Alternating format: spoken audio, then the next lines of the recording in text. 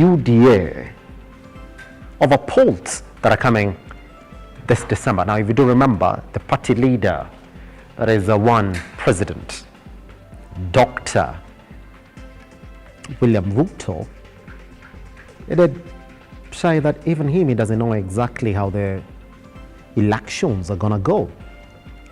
But today, as we speak, the president has called a crisis meeting to quell the jitters that have already risen within the party as we look forward to those December polls. Now, also within the ODM side, there's also jitters over who and how Raila Amolo Odinga might settle on the next presidential candidate.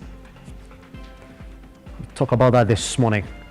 Join us online at Lookuptv across all your social media platforms. My name is Simba Kiage. Thank you very much for taking your time to begin your day with us right here on a Lookuptv across the country. From whatever it is you're watching, we say thank you very much for the next couple of hours. Let's ride this journey together, isn't it? The hashtag is the morning drift.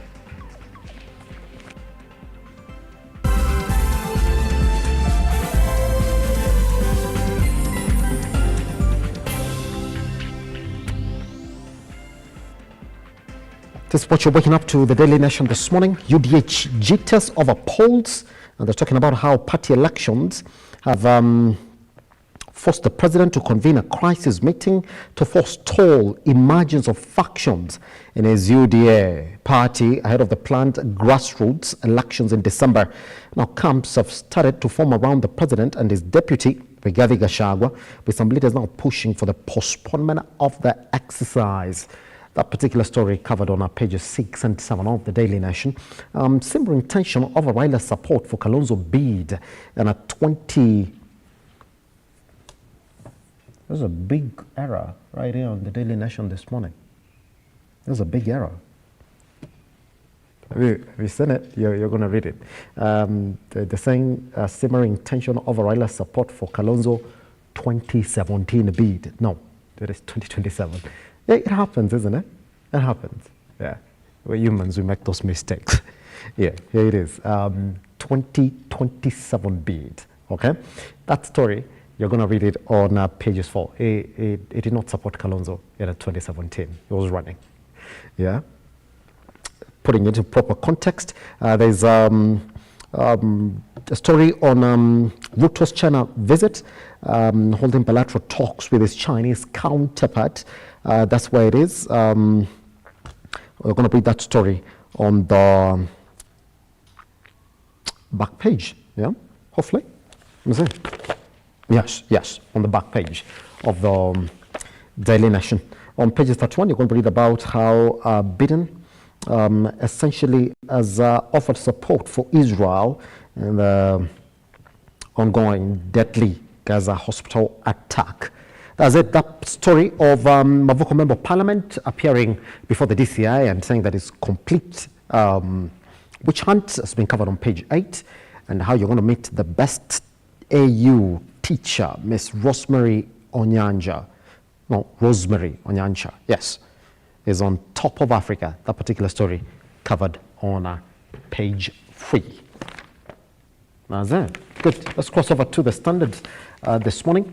This split in RUTO's party. That's the same headline that the Daily Nation picked as well. Now, the ruling UDA party leadership is tussling over the date of elections planned for December 9th, with the undercurrents of supremacy battles putting two sets of the president's allies, with one wing agitating for postponement of the polls to a later date. All right. Now, this is what UDA Secretary General Clovis Malala is saying, that a party without conflict is not a party. There's a sign of a vibrant party. We will have many conflicts ahead and after the elections. We have proper mechanisms to keep our membership together. That's it. There's a story on changes in the health sector as universal health law is signed. That story on Biden backing Israel on a Gaza explosion as covered on pages 24. That story on universal health care law is being covered on pages 6 and 7. Then there is pages 4, Senators funding mystery in visit to Ezekiel's charge. That story has been covered on page 4. Yeah. So there's a story here on page 3. Sorry. What is the color of love? Man fight to take back name. Yeah. No, what's the color of love? Okay. What I do know is the majority of these stories, by the way, are covered on the on our website on www.lookuptv.co.ke. Now there's a survey here about how Kenyans spend 16 hours daily on unproductive activities. How Kenyans spend their day, 5 to 9 hours, 5 to 6 hours probably of commercial work, non-commercial productive work, that is around 4.7 hours on their day. Learning is the least, 0.7 and 0.9%, and other non-productive works, wow, going all the way to 15.2% in females, and other non-productive work 16.2% in males. Oh yeah. Read that particular story on the daily, on the Business Daily this morning as well. Good. We take another breather right here on the Morning Drift. Once we come back, I'll be taking you straight to your newspapers, to your newsroom this morning, to our newsroom. Wow, it's a Thursday. We need to go for that holiday, isn't it? Once we come back.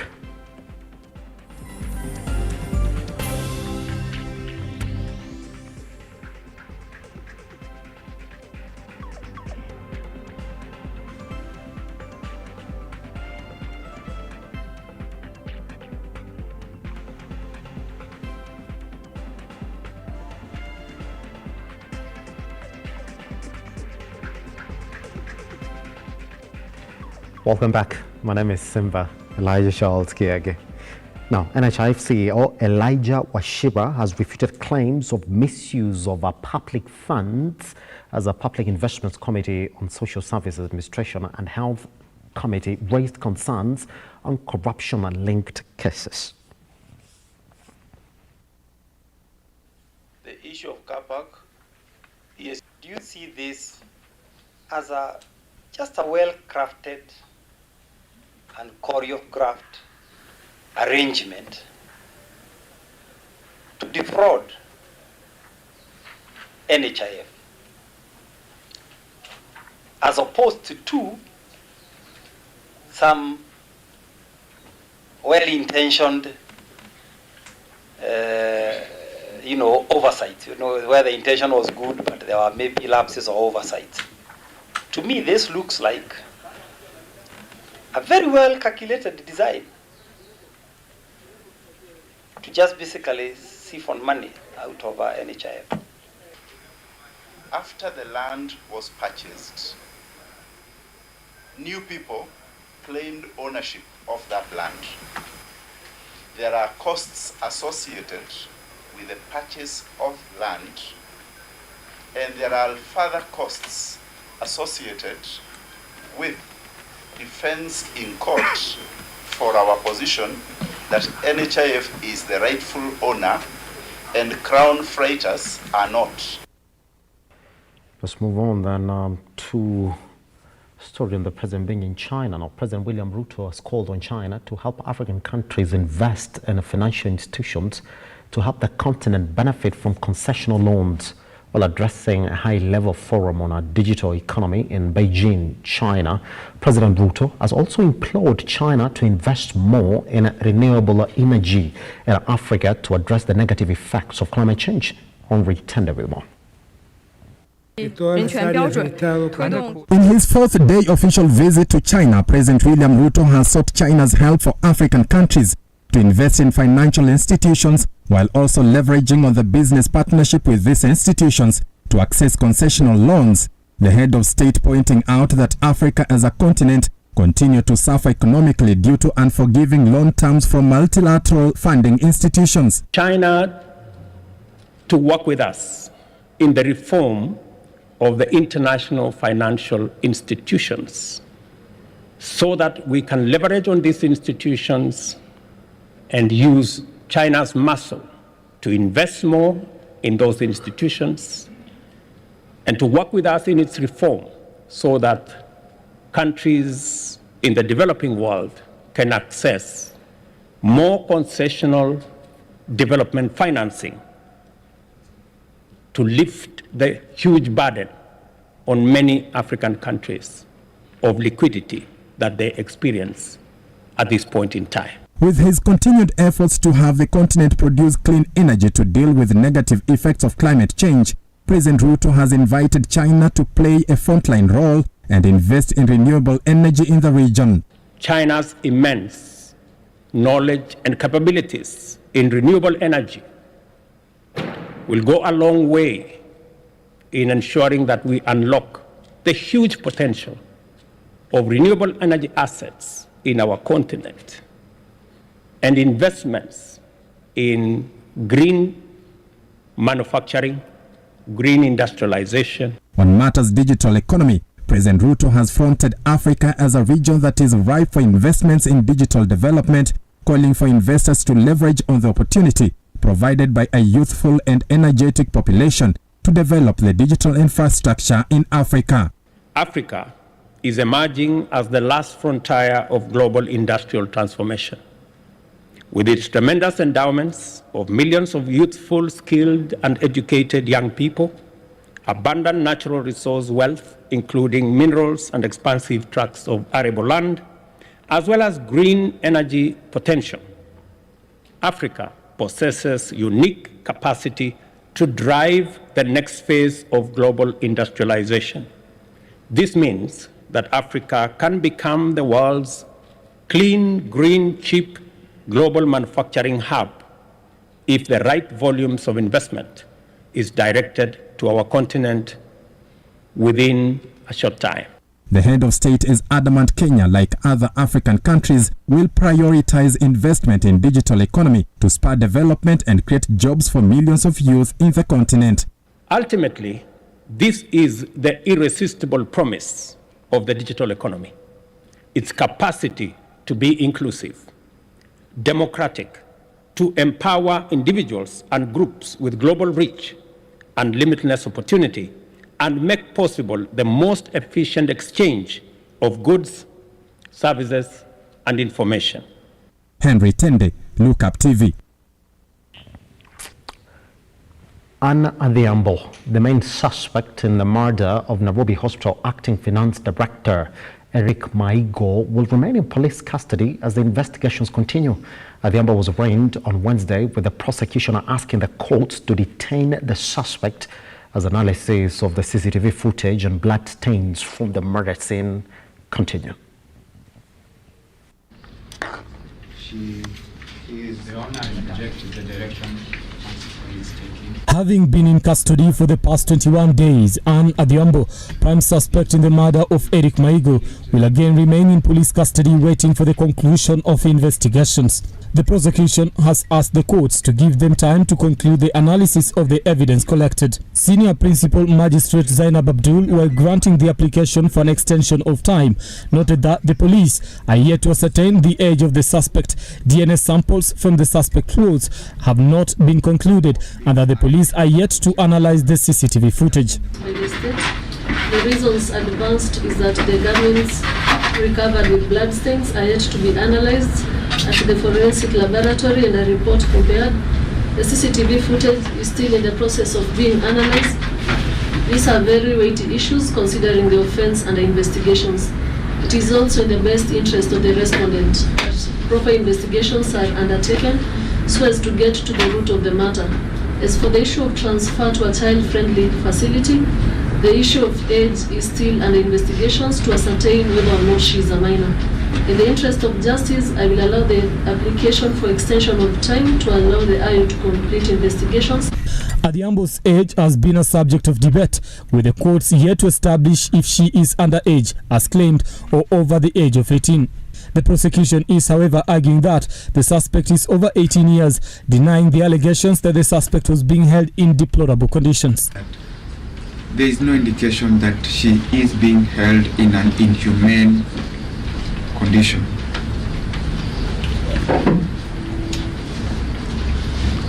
There is no complaint that she's being mistreated. Adhiambo was captured on CCTV escaping from the scene of Maigo's murder on the morning of the 15th of October in Jamhuri area of Nairobi. She stands accused of being behind the gruesome murder of Maigo, whose body was found with 25 stab wounds. Brian Amuai, Lookuptv, Nairobi. Now, supposed fake lawyer Brian Kiage has pleaded not guilty in a case where he is accused of impersonating a city lawyer.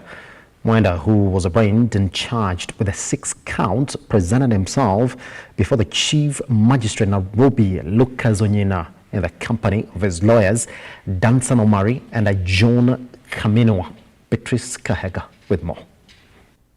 Alleged fake lawyer Brian Kiage, who became a wanted man after being accused of impersonating a city lawyer, has pleaded not guilty to all 6 charges against him. Mwenda, who appeared before Chief Magistrate Lucas Onyina, is facing several charges, among them making false documents, practicing certificate, as well as uttering false documents. The Law Society of Kenya, through its president Eric Deuri, who gave a statement through his Twitter account, referred to Mwenda as a culprit of cases of forgery and identity theft, while giving assurance that the law is going to take its full course to ensure that Brian Mwenda's case is dealt with. Beatrice Kageha, Lookuptv. Now, blame game took center stage yesterday in the ongoing demolitions in Athi River as a section of the company leaders demanded answers, while Kenya Kwanza allied leaders blamed Wiper Party leader for the woes. This happening as the DCI has started collecting statements from those affected to aid in the investigations. As demolitions in Athi River entered day 6, the DCI played host to victims who came to present different ownership documents, the victims being required to explain in writing the procedure they followed to purchase the controversial land. According to the report from ongoing investigations, many victims stated that they purchased land through cash, bank transfer, and other means. Others presenting questionable documents showing they purchased pieces of land under the Komarok Society, while the case in court shows the land being under Kenya Society. The DCI office now says in the next 2 weeks, they will be receiving reports and complaints from the victims. Leaders from the Kenya Kwanza Brigade are now pointing fingers at Wiper leader Kalonzo Musyoka, claiming that he has an agenda in the land ownership. The leaders have now called on DCI to expand its list of people under investigation. Honorable Kalonzo Musyoka and Honorable Wavinya Ndeti and other leaders be compelled to publicly declare what their private interest, and I want you to mark the word private interest, not public interest, is in the Portland's land. They should also be investigated on how much land has been allocated to them through their proxies. The DCI list should be expanded to capture the big fish, including governors and the party leaders.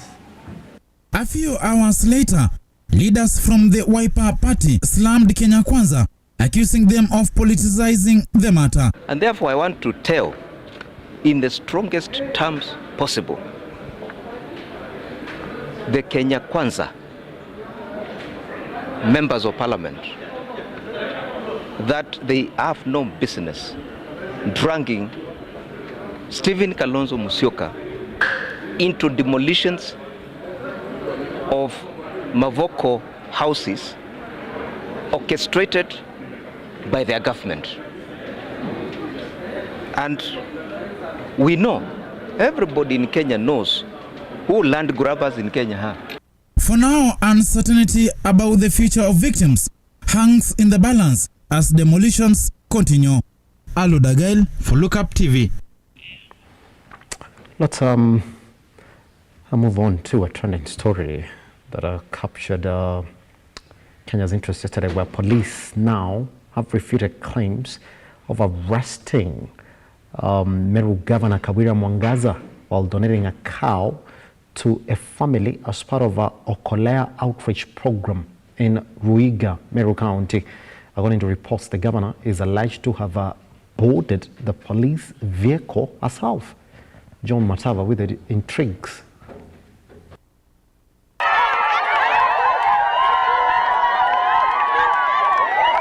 Meru Governor Kawira Mwangaza was involved in a standoff with the police while running a outreach program Okolea in Ruiga, Meru County. Wale alitumana ni kujiwe ni nani na nimefanya makosa gani? Hii ni project ya serikali. Tulikuja na department ya livestock hapa, tukaendelea na mradi wetu. Askari wakakuja, nikawauliza shida ni nini, wakaniambia niingie hapa na nikaingia peacefully. Hakuja kuwa na makelele, hakuja kuwa na shida yoyote, na mpaka sasa wamekataa kugurumisha gari. Mimi nawaomba mwenye aliwatuma atuambie nani aliwatuma, ndio tujue nani ambaye ametumana na ni makosa gani imefanyika hapa. Maana ukiangalia raia wote wako peaceful. Kila mtu ako na amani yake. Hata hatukuwa wengi hivi. Tulikuwa watu kama 10 peke yake. Hao watu wamekuja kwa sababu wameona gari ya polisi imefika. Ndio wakaingia hapa. We wanted to make it very silent na tufanye kazi yetu polepole, lakini askari wamekuja kufuruga. While at it, the police have come clear and dismissed claims of arresting the governor, further stating that it was a mistaken identity. Nafikiri kuna mtu alishika madam. Bwana mnatumiwa vibaya na wanasiasa. Hakuna madam. Nani alitumana nikujiwe? It was just a mistaken identity. Tunaomba utulie radhi. According to reports, the program dubbed Okolea was earlier banned by Interior CS Kithure Kindiki, citing eruption of chaos and insightful to the youth. Huu ni muradi wa serikali. Kwa hivyo kabla ya media itoke hapa, to be very balanced. Tunataka kujua wametumwa na nani na walikuja kwa sababu gani. Additionally, the governor has been facing a series of troubles with the current motion to remove her from the office after being accused of more than 9 offenses, including taking privileges, poor leadership, and misuse of county money.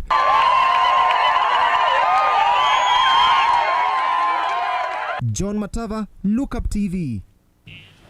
So, 2 ways to think about it. The police are saying that it was a case of mistaken identity. They didn't realize they were arresting the governor of the county. A family in Nyeri is seeking justice after the grade 6 son at Akimathi Primary School drowned in a swimming pool under unclear circumstances. The school has been accused of negligence, with the incident reported to be the second one this year. Bridget Ogola with the details. It is a heart-wrenching incident that has left the community in shock. Scholastica Nyambura, mother to Handers Kanyura, in profound grief. She recalls her son leaving for school in good health that morning, and his death is the last thing she could think of. Mtoto wangu nimemlea na shida, hawa mama wote wanijua ile shida nimepitia. Nikila ya huyo mtoto wangu hapa, hakuna mtu mwenye hajui shida yenye nimepitia. Na sikumua na sikutoa mimba yake. Lakini mtoto wangu saa hizi muone amelalia simiti, amelalia barafu. Mtoto wangu, watoto walikuwa wanapendana kwa nyumba. Akaenda shuleni na alikuwa mzima. Mtoto wangu hakuwa na shida yoyote. Nilimwamsha asubuhi na mapema, akajitayarisha yeye na brother yake wawili. Yeye na brother yake second born wakakuja shule. This tragic incident has left parents in the area deeply concerned, as it marks the second child to have lost their life in the school swimming pool over the past 2 years. Tunasema pole sana kwa hiyo tukio, na tunajua uchungu ya mzazi na wale wote wanahusika, lakini tungependa kusema hivi, kwa sababu nilikuwa hapa mimi mwenyewe pamoja na kamati ya usalama, tuliweza kuangalia na kuchunguza yale ilitendeka. Despite the rising anger and demand for answers, the school management has declined to comment on the matter, further intensifying the frustration of the grieving family, friends, and relatives who are now united to demand justice. Bridget Agola, Lookuptv. There's so much to talk about this morning. First, the two big parties in the country. One, ODM. Raila Amolo Odinga, seemingly, without knowing, essentially has endorsed Kalonzo Musyoka for 2027 presidential polls, where he later came in to say, well, listen, I did not endorse him.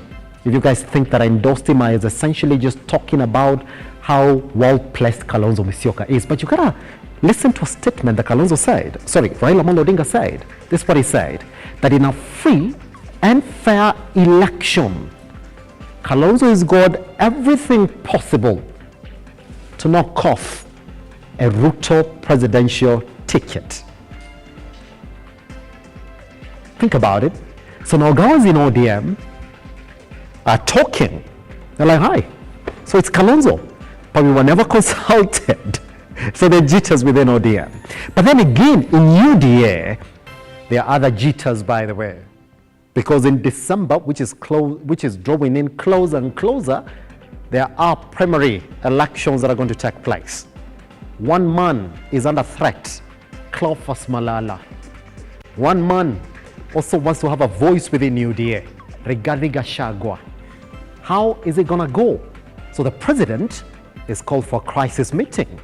He's saying, hey, I don't like what's going on in the country. But this is because of the push to make UDA a super party. Is it possible with the factions that are already forming within that particular party? That plus many more, including the ongoing saga of the East African Portland cement property in Athi River. They want Kalonzo and Wavinya Ndeti to come out and say, you also have interests. So tell us what is what. I already see Prof and Simba in the studio. We'll be talking about them shortly after this. Gentlemen, how are you doing?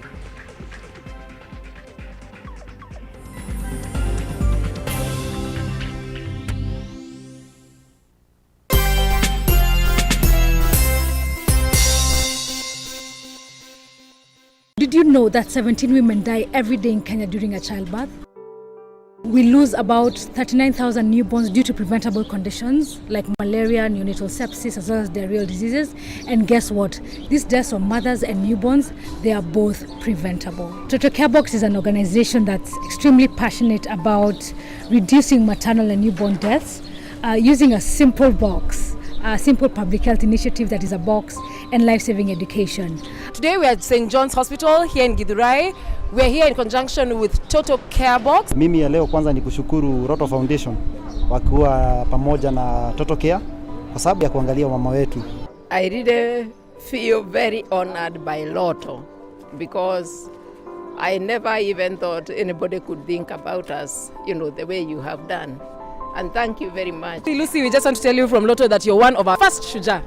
Every time you play Lotto, 25% goes to the RUTO Foundation, which supports our fellow Kenyans through various causes. Thank you for your help.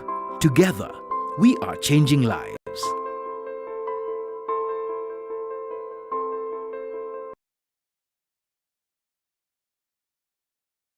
Are you an SME looking for a media partner? Look no more, as Lookuptv got you covered for all your visibility and marketing needs. We at Lookuptv understand your business needs and want to work with you on your marketing journey, giving you solutions that will take you to the next level.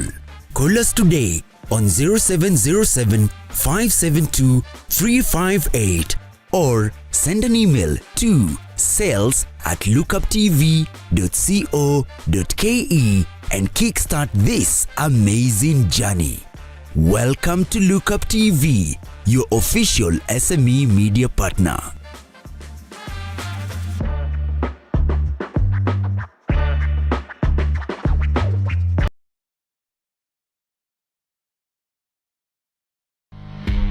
On the 2nd and 3rd of November 2023, join thousands of leaders from across the country and beyond.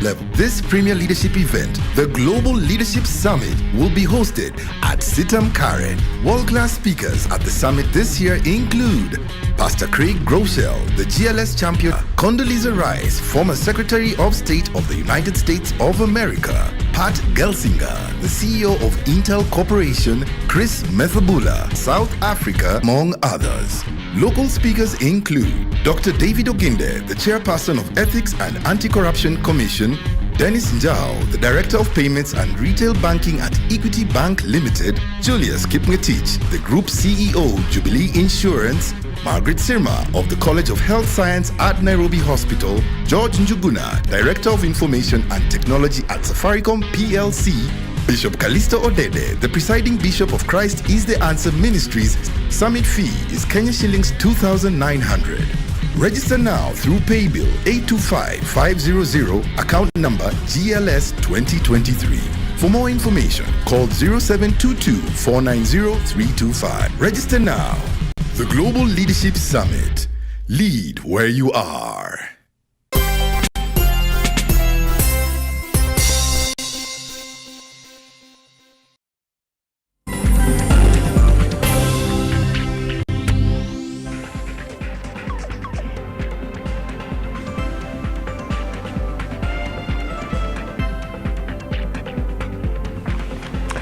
Thank you very much for choosing to push your day with us right here on the Morning Drift. Prof is in the house, there's another Simba in the house. Keep on struggling on who this name really belongs to. Who belonging? We'll toss a coin, isn't it? See who takes it. Beat you at 8 a.m. At 8 a.m. Yes. Guess what? Gentlemen, thank you very much for joining us this morning. I want us to start like this. On a lighter note this morning, there are things that are happening in the country, but we got to talk about them because then, they happen. Now, a governor was arrested yesterday in very interesting events. But then the police say it was mistaken identity. We didn't realize that we are arresting the governor. But I want us to listen to that story, which was story number 1 yesterday. To the point that even the police were given a microphone to address journalists on why you're arresting the governor. Let's listen to it, come back and talk about it, because we do know that that particular governor, by the way, is also facing issues now of a second impeachment test. This is Governor Kawira Mwangaza. Let's listen in.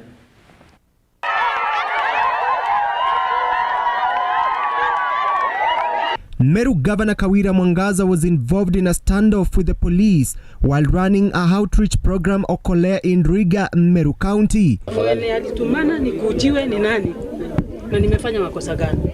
Hii ni project ya serikali. Tulikuja na department ya livestock hapa, tukaendelea na mradi wetu, askari wakakuja, nikawauliza shida ni nini, wakaniambia niingie hapa na nikaingia peacefully. Hakuja kuwa na makelele.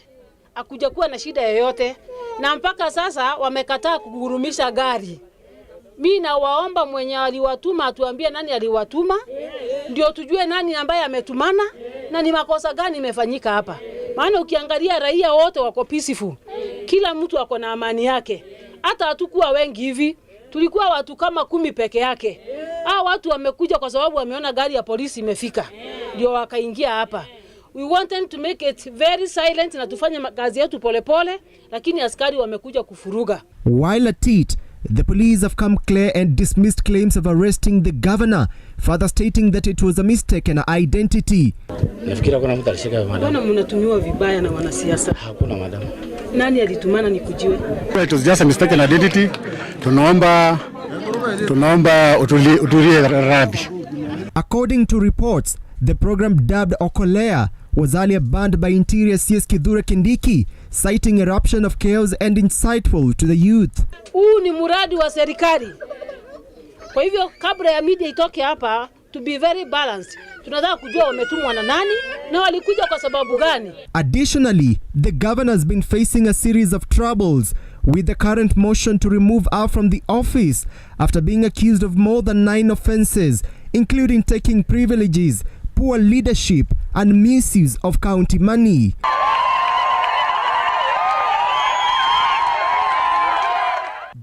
Sava, Lookuptv. She didn't go anywhere. Prof. Yes. She got into the vehicle and the police just realized, oh, it's the governor that we're arresting. So they didn't turn on the vehicle to drive off, because if you arrest somebody then, and once they board the vehicle, you're supposed to leave. Yeah. So the story ends with her coming off the vehicle Yeah. To the celebration of the crowds that are gathered around her. But when you listen to the sentiments of the police, they say, well, it was a mistaken identity. But the background of that story is that that program that she was running, a Kolea Jamii program, had essentially resulted into some chaos within the county, upon which the CS, Kithure Kindiki, said, well, you got to put a hold on to it until at least those chaos have essentially settled before you continue with it. You read that the police essentially saw people gathering and came in and arrested whoever then was conducting it, and then realized, oh, it is the governor. You can arrest her. Yeah. Or is there something that you're reading into that, Prof? Let me tell you, Yeah. I have done training Yes. to the police from the AP. Yes. I have a letter written to me in congratulations for having trained the police on many things, so I understand how the police system works. Yes. I can tell you without a doubt, first of all, you have to remember that the policemen, orders are given from top down. Orders never come from down up. Then do you know what's happening, Simba?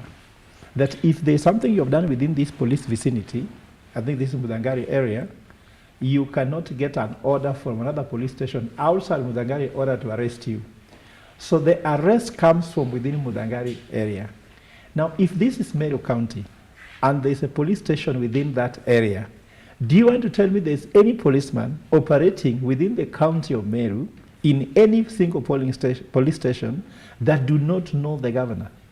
That's one. Secondly, the governor has security which is attached from the interior, isn't it? Yes. Before you reach the governor, can you access the governor before reaching the governor's security and the PA? So clearly, they were arresting the governor. There is no, and I'm an economist. We believe in God. We trust the rest bring evidence. So is it possible, you Simba, have ever tried to reach a governor? When you want to reach a governor, there's layers of security that has to pass through. You have to pass through the PA. They have to meet the person. That's why we want to hear from the head of security for the governor. We want to hear from the head of protocol for the governor to tell us whether they were told or not. Or did the governor go there without her security or her head of protocol? According to me, Kindiki knows what he's doing. It's very clear these guys had a clash before. And for me, they have done a great thing to the governor. They have relaunched her. Yes. They have just reloaded Mwangaza. And Mwangaza, itangaza. That's it. Very much. Do you share the same sentiment? Simba, yes. You know, in politics, every publicity is good, negative and positive. Right now, Mwangaza is on a good trajectory because everyone is talking about Mwangaza. Yes. From the first impeachment to now this looming impeachment. But then, you see, the police had a defense before they actually came up with the mistaken identity. And they said they didn't arrest Mwangaza. I first believed them that Mwangaza could have just boarded the police vehicle just for publicity. But then they come back and water this evidence by saying it was a mistaken identity. It's clear that there is someone after Mwangaza's life. And here I mean political life. Yes. And the mode of execution may be very wrong because they are building Mwangaza. Because Kenya, we vote out of sympathy. When we feel that you are being stepped on, we come to your rescue, even if you have no agenda. And that is what they are doing to Mwangaza. So the police know what they were doing, the government know what they are doing, and even the power, how do you call it, the politicians who are after Mwangaza's political life also know what they are doing. Yes. And like I said, They are building Mwangaza. Within that particular structure, isn't it? Gentlemen, again, quickly, because this is not what we're supposed to talk about this morning. We've been on this issue throughout. Now, the story on the Athi River property demolitions has taken a completely different route now. It's gone heavily political to the point that the DCI is essentially started those investigations. Yesterday, the Mavoko Member of Parliament went in and got questioned from the DCI, came out after that sanction prof and said, well, political witch hunt. I do not understand exactly what this says. But if you go back to around 2021 or 2022, he's on record saying that he blames that particular company for not wanting to sell those contentious pieces of land to the dwellers who were already there. That essentially got him earmarked. When Raila Amolo Odinga and Kalonzo Musyoka and Wavinya Ndeti visited that particular property, guess who was at the front line? The same man who the DCI said, yes, you got to come in for questioning. So up until this point, there have been guys who've been speaking. Kalonzo Musyoka was there, Wavinya Ndeti was there, Raila Amolo Odinga was there, that Mavoko Member of Parliament was there. Now there are guys who were saying, you see all those faces that you're seeing purporting to fight for those dwellers already there. Ask them, what is their personal interest in our property? Let's take a look at that story once we come back. It's a good thing we have an advocate in the house. He's going to essentially tell us where we are getting it completely wrong.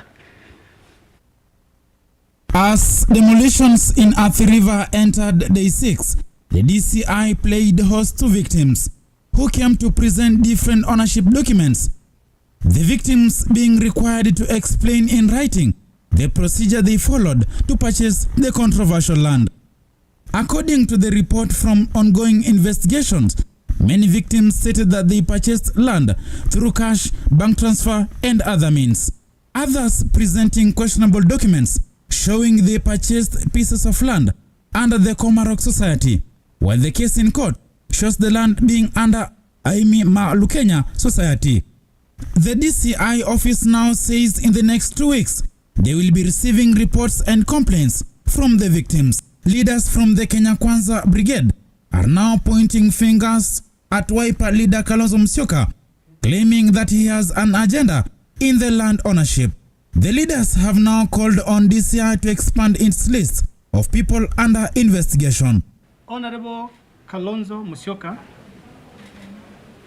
and Honorable Wavinya Ndeti and other leaders be compelled to publicly declare what their private interest, and I want you to mark the word private interest, not public interest, is in the Portland's land. They should also be investigated on how much land has been allocated to them through their proxies. The DCI list should be expanded to capture the big fish, including governors and party leaders. A few hours later, leaders from the Wiper party slammed Kenya Kwanza, accusing them of politicizing the matter. And therefore I want to tell in the strongest terms possible the Kenya Kwanza members of parliament that they have no business dragging Stephen Kalonzo Musyoka into demolitions of Mavoko houses orchestrated by their government. And we know, everybody in Kenya knows who land grabbers in Kenya are. For now, uncertainty about the future of victims hangs in the balance as demolitions continue. Alo Dagail for Lookuptv. Prof, there it is then. That every other person who you saw in the front line of fighting for the rights of the guys whose property was getting demolished is in one way or another implicated in this saga. Yeah. And you see how it's gone completely political now. There are even guys now have come out heavily to defend Kalonzo Musyoka. And that's it's become now a Kenya Kwanza issue versus an ODM or azimio issue, isn't it? Simba, all these people are students of Moi. Yes.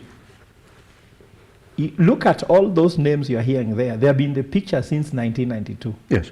William Ruto, Musalia Mudavadi, Moses Wetangula, Raila Odinga, Kalonzo Musyoka. Name all those guys. They have been KANU government for the longest time possible. What has KANU regime most known for? Corruption, land grabbing, and all of them are students of Moi. So whatever is happening here is what we know. Now, let me ask you, Raila Odinga's brother, Oburu Odinga, was in the board of Portland before. And this not a long time ago, when you were already adults. Don't you think Raila Odinga has any connection with the Portland? How was his brother in the board of East African Portland? He was there. This is evidence. You can check it. Now, if you understand the guys of Kalonzo Musyoka has history of land grabbing too. There's another one in Yatta, isn't it? This is in Mavoko. And land grabbing can only be done by politicians. And they do it at the expense of the people. So they went and grabbed this land. Also remember, Alfred Mutua was also in the picture. Alfred Mutua called a press conference earlier and stated that politicians are leading the theft of land in Mavoko. And he warned anybody who is being sold to any land, they are going to be scammed. The scamming around politicians is on the roof. My brother here can tell you he's been a politician. Yes. If you had to meet any of these politicians, you'll meet 10 people who will scam you, will steal money from you before you meet them. So the same thing is when they are in land. Anything a politician is doing is a scam. And that's why I'm trying to tell young people, me and you, Simba, yes, let us clean up this thing. Let us clean up these things once and for all by bringing in young people who do not have this KANU lineage, because the lineage in KANU is like what's called a family tree, where there was the head there, the matriarch, the patriarch, then it cascaded down.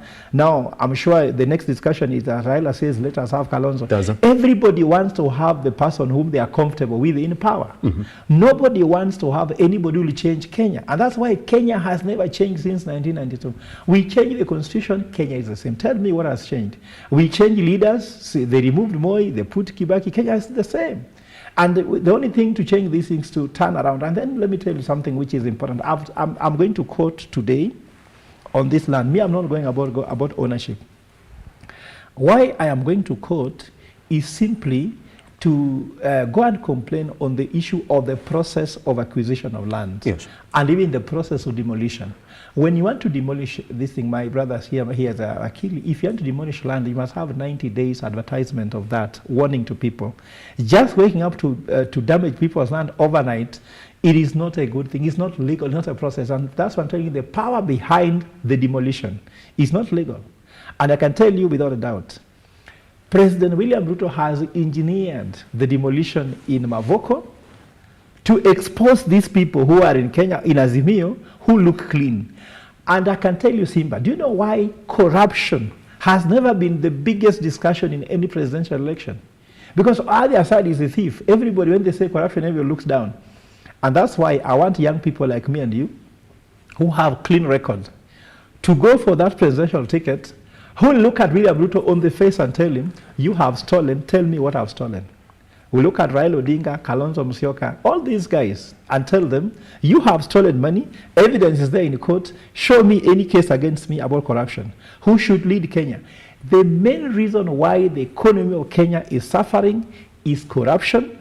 Corruption beats everything. You can have land registry, you can have DCI, you can even change the IBC and have even have the most trusted person, even if you have Raila Odinga's brother chairing IBC. Yes. But corruption will corrupt everything. And that's why I told you here, Simba, before when I was on this set. And I told you there are two big elephants not in the room in Bomas. The first elephant is corruption. No one is discussing how to deal with it. The second big elephant is independence of the institution. That's why a policeman goes to harass a governor, then says it was mistaken identity. Then what happens? If it was, that policeman should be arrested, isn't it? Yes, sir. That's why someone just demolishes people's houses, makes people sleep outside, and that's why I'm going to quote so that we can see whether East Africa Portland followed the procedure to throw people out of land. Then secondly, something very interesting, I'm sure that maybe you missed this. This for me is the most unfortunate thing. East African Portland yesterday said, after they have demolished people's houses, that now they want to sell that land to the people who are already in that land. Does that make sense to you? According to me, if they knew the people in the land and they might want to sell the land, even if people acquire this land wrongly, somebody has spent 20 million shillings to build an infrastructure there. Why could it not to negotiate with them, isn't it? Look for how now you can make their title deed have sanctity and not demolish their houses. They have brought down a house worth millions of shillings for some, and then they tell you now they want to sell the people who are there. If they want to sell the land, why didn't they take the right procedure? I'm telling you, the scam after scam. We used to say party after party. In Kenya now it is scam after scam after scam after scam. That's it. Simba, let's look at it like this. Yesterday we spoke about this issue here. Yeah. And they said that we are ending in the way that we should have started. That we started with demolitions. Now it's back to investigations. Now it's back to the company saying we want to sell this land to the people here. It's a messed up process. So just paint picture for us that even when the DCI is looking at that particular land that is getting sold to these people, and they're coming up with legitimate documents, even some of them supported by bank loans to help them get those properties, registered circles, and saving societies. How complex is this case? Is it as easy as we would like to think it is? You and I have spoken about the process of property ownership. I remember. And I think you can paint for us a picture of how complex this case is or how simple this case is. You see, one thing, when we were here last time and speaking on the process of conveying land, yes, we said the most integral of this process is the due diligence part. Does it?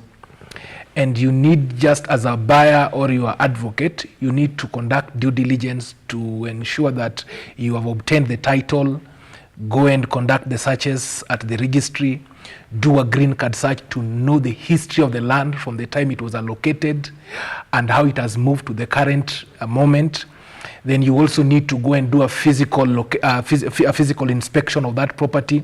And even the most important is to look at the court records. Is there any matter concerning or touching on this land? Yes.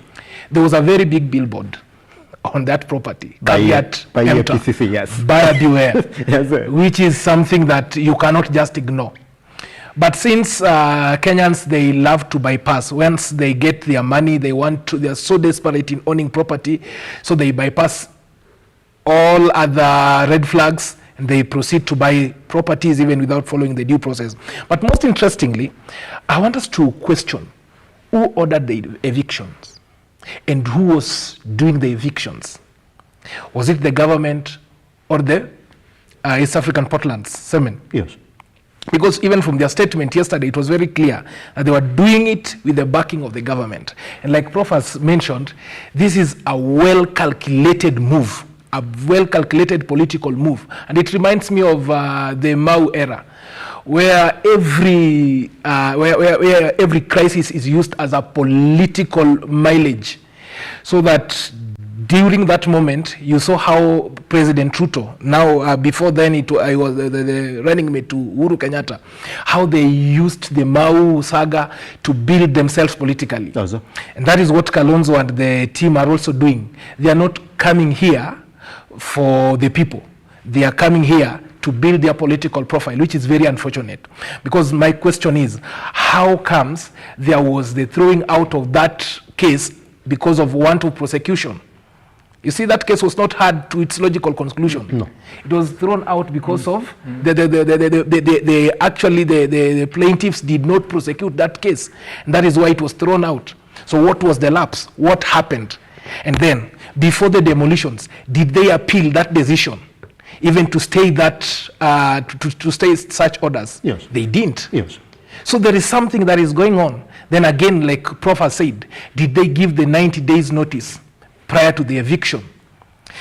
I remember in the aftermath of the 2022 elections, the tough-talking deputy president promised Kenyans that they shall not again subject Kenyans to such inhumane, degrading demolition and evictions. Where in the last regime, people were evicted from their houses and they were forced to spend a night in the cold. That is something they promised. But again, that is the same thing they are doing. That's it. And I'm sorry to cut you short there. The supposed silence of one DP by there who's been in the country, we might say the president has not been around, so he might not get that opportunity then to address this particular issue.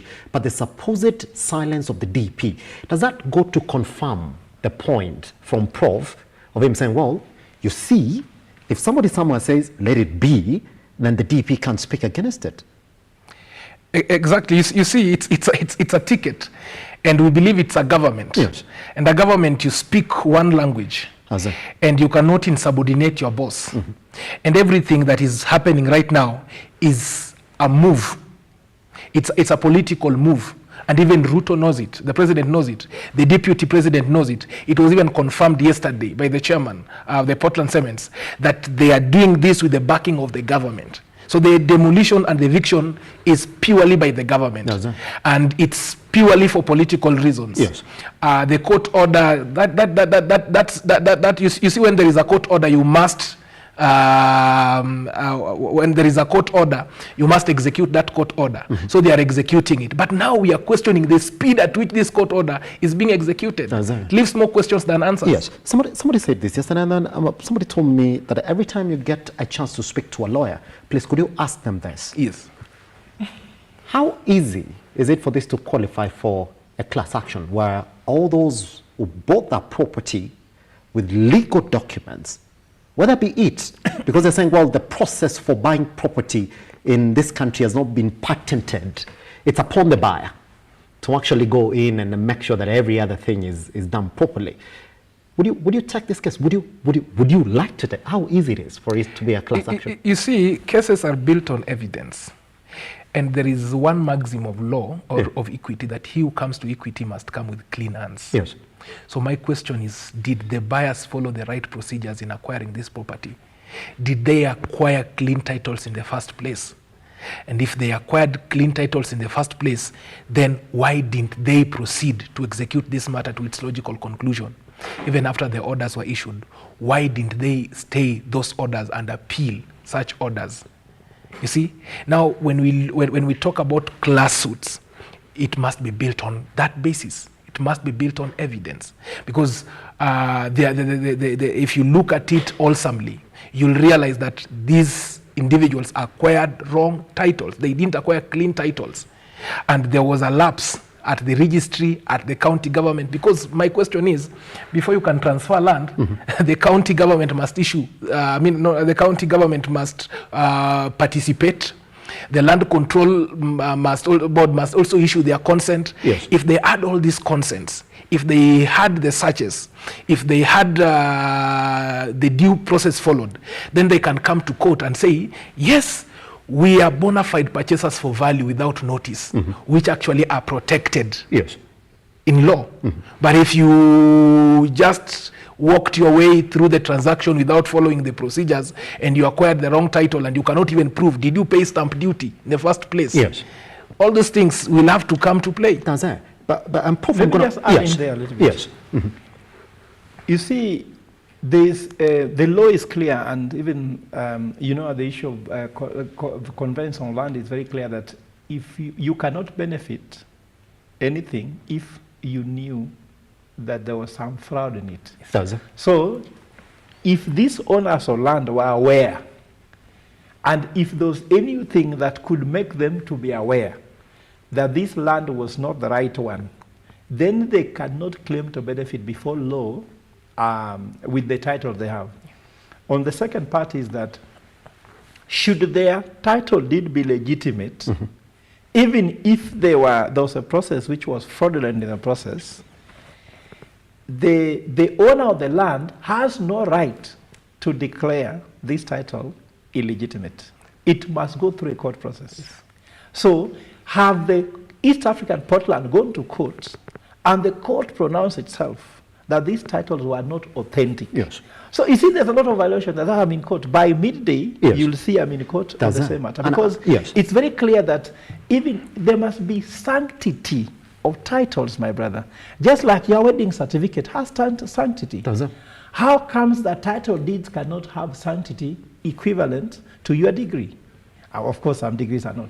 But I'm trying to say, we would like to, Kenyans, for example, for me, I'm looking at this thing in the bigger scheme. Simba, if you're an investor and you live in New York, you live in London, and for example, you want to invest in something that has land like tea, coffee, or anything, and you see how title in Kenya, nothing is authentic. In fact, I used to teach students who from abroad, I should tell them the cost of doing business, the business in Africa is that when you own land, you also have to make everyone else know that that is not, they cannot buy your land. That's why even you put a poster, this land is not for sale. If I own land, why should I still put a poster that this land is not for sale? Who is going to sell it? Is it not me who should sell it? So in Kenya also, we have to go back again to the family values. That's why I've been telling people nowadays I work with the Bible. Isn't it? We need to go back to the family values. And these things you are seeing, these are just things of the tip of the iceberg. From the family, do people believe that you can just get land that does not belong to you, you don't know who owns it? Do people believe you have to do your proper research, as Wakili says, due diligence being done? Who was doing for you due diligence? This land, you can see some of them already been classified that this land has got this or that issue. If you went to the land registry, who checked for you?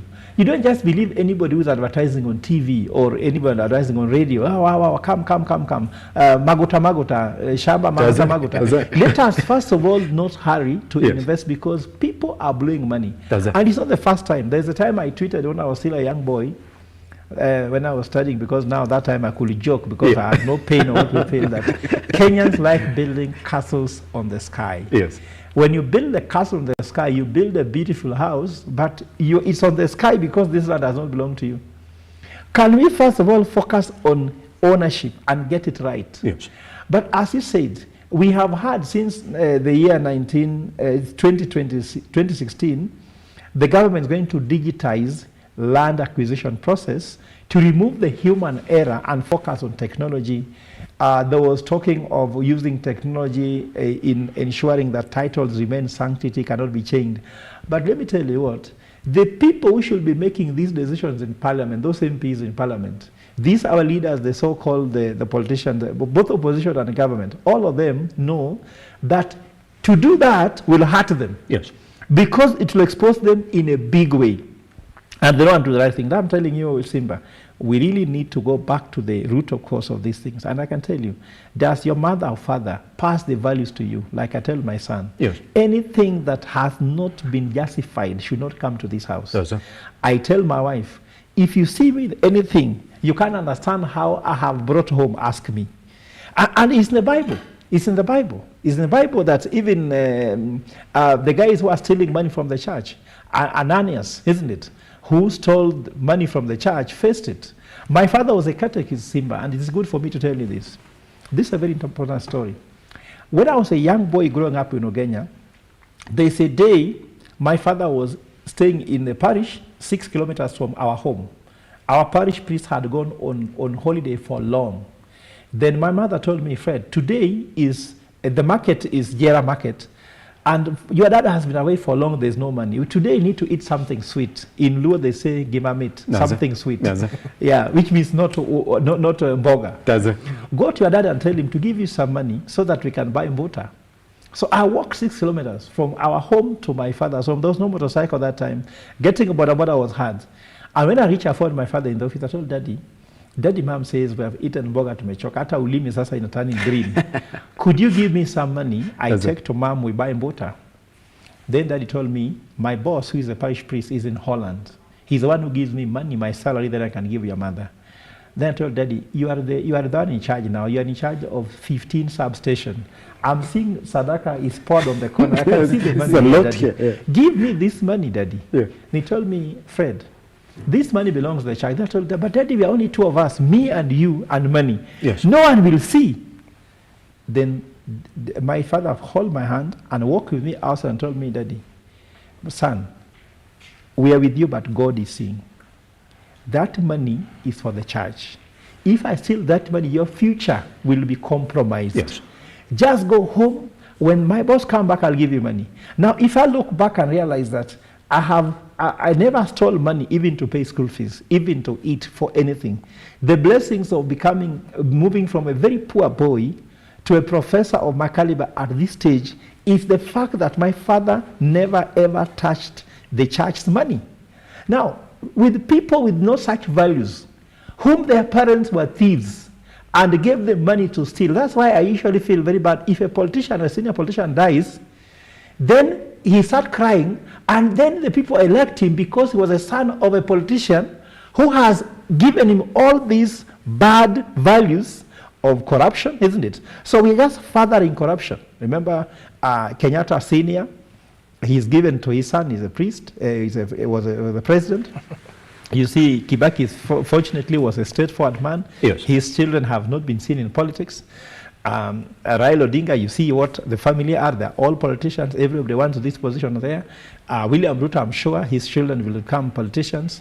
Kalonzo Musyoka, his father was also a very senior politician. Musalia Mudavadi, you can see his father was a very serious politician. That's the roots come. So if the foundation was corruption, grabbing land, getting money through ill-gotten wealth, yes, then that foundation only remains foundations. I'm asking Kenyans, can you for the first time interrogate someone until where they were born? Yes. Who was their teacher?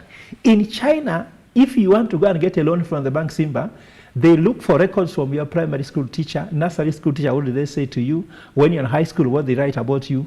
They have to check your in-laws. Do you beat your wife? Because they believe anybody who beats a wife will default in a loan. They look at merit of you, even before you get a loan.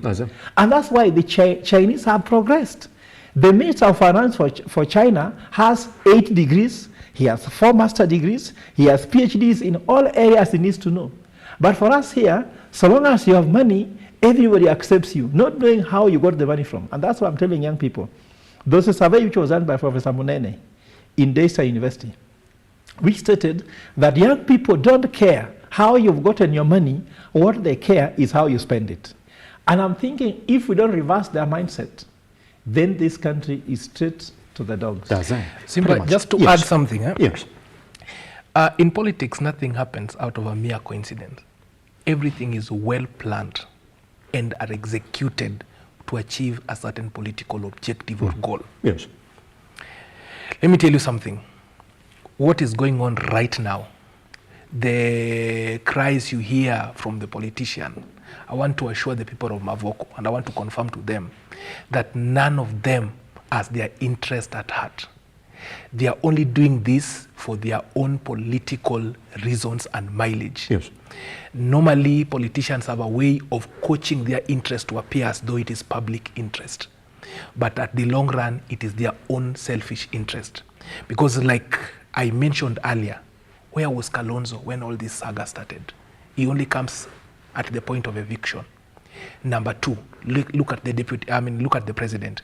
He had warned this even before the court case. Mm-hmm. He had already prepared that they were going to regain that property. If you look at his statements before. So this is something that was already planned. And politicians are in it. Politicians have eaten money out of it, because they could have not come out directly like they normally do. They engage through proxies, yes, through companies with questionable owners and directors who, when you investigate thoroughly, are directly linked to the politicians. So they may have received this money. Mm-hmm. So we want the DCI, because right now we cannot prosecute this at Mavoko. We cannot prosecute this by boarding big lorries and giving hearty and very emotional statements. We can only sort this at the law courts, which no one is speaking to, which no one is alluding to. So the people of Mavoko, if you want to if you think that the politicians are for you, let me tell you something, they are not for you.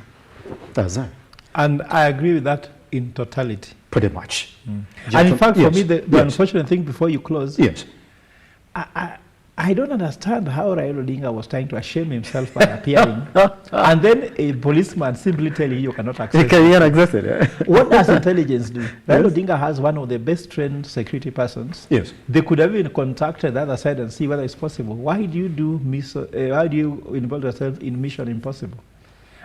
For me, I'm just asking you this one. Is it true? Is it true that probably knew very well he can't access it just for the show then? And it was already there in the media that the police were planning to bar them from accessing that. But what I'm trying to say is, I don't think there's a political score there. What's that? I talked to someone from the Raila's home area from Luanyanza. Yeah. When they saw that thing on the phone, they were so disappointed. You know, look at how Raila plays his politics. Raila is called Tinga, isn't it? You tell me if that Tinga, which was given to him by Luo people, Tinga means you can pass through anything, isn't it? Mm-hmm. So if a policeman, you can't pass through them, then I still Tinga. I'll leave you with that question. That's it. All right, now, gentlemen, I want us to move into what is essentially shaping up to conversations leading all the way to 2027. And every time I come up with this topic, people say, hey, Simba, it's too early, man. You can't talk about that. There's so many issues that we need to talk about that right now. But here's the thing. They're happening right in front of our face, and so it only makes sense that we address them. Now, Prof, it so appears that in 2027, you might be facing Kalonzo Musyoka. Yes. And RUTO, and any other person who might want to run in 2027, but in this form. That within the ODM party, the sentiments of one Raila Amolo Odinga during his brother's birthday last weekend have essentially sparked a lot of interest. One thing to note is that Kalonzo Musyoka is still sticking with Raila Amolo Odinga to date. Yeah. Everywhere. Somebody questioned when he was at Mavoko on what happened to the proceedings at the Bomas of Kenya, because he's the co-chair of that very important committee. He wasn't there. He was already in Mavoko, essentially with Raila Amolo Odinga. Even when his brother was celebrating his birthday, Kalonzo Musyoka was right there. And that's when Raila Amolo Odinga stood and essentially poured praises on one Kalonzo Musyoka. Yeah. You know what people read? The Daily Nation came up on Monday and said, well, Raila Amolo Odinga endorses Kalonzo Musyoka for presidency in 2027. On Tuesday, ODM party came and said, hey, no, he hasn't done that. Yes. But then they went on to say that in a free and fair democratic election, Kalonzo Musyoka has got everything to beat squarely a RUTO presidential ticket in 2027. So we're there.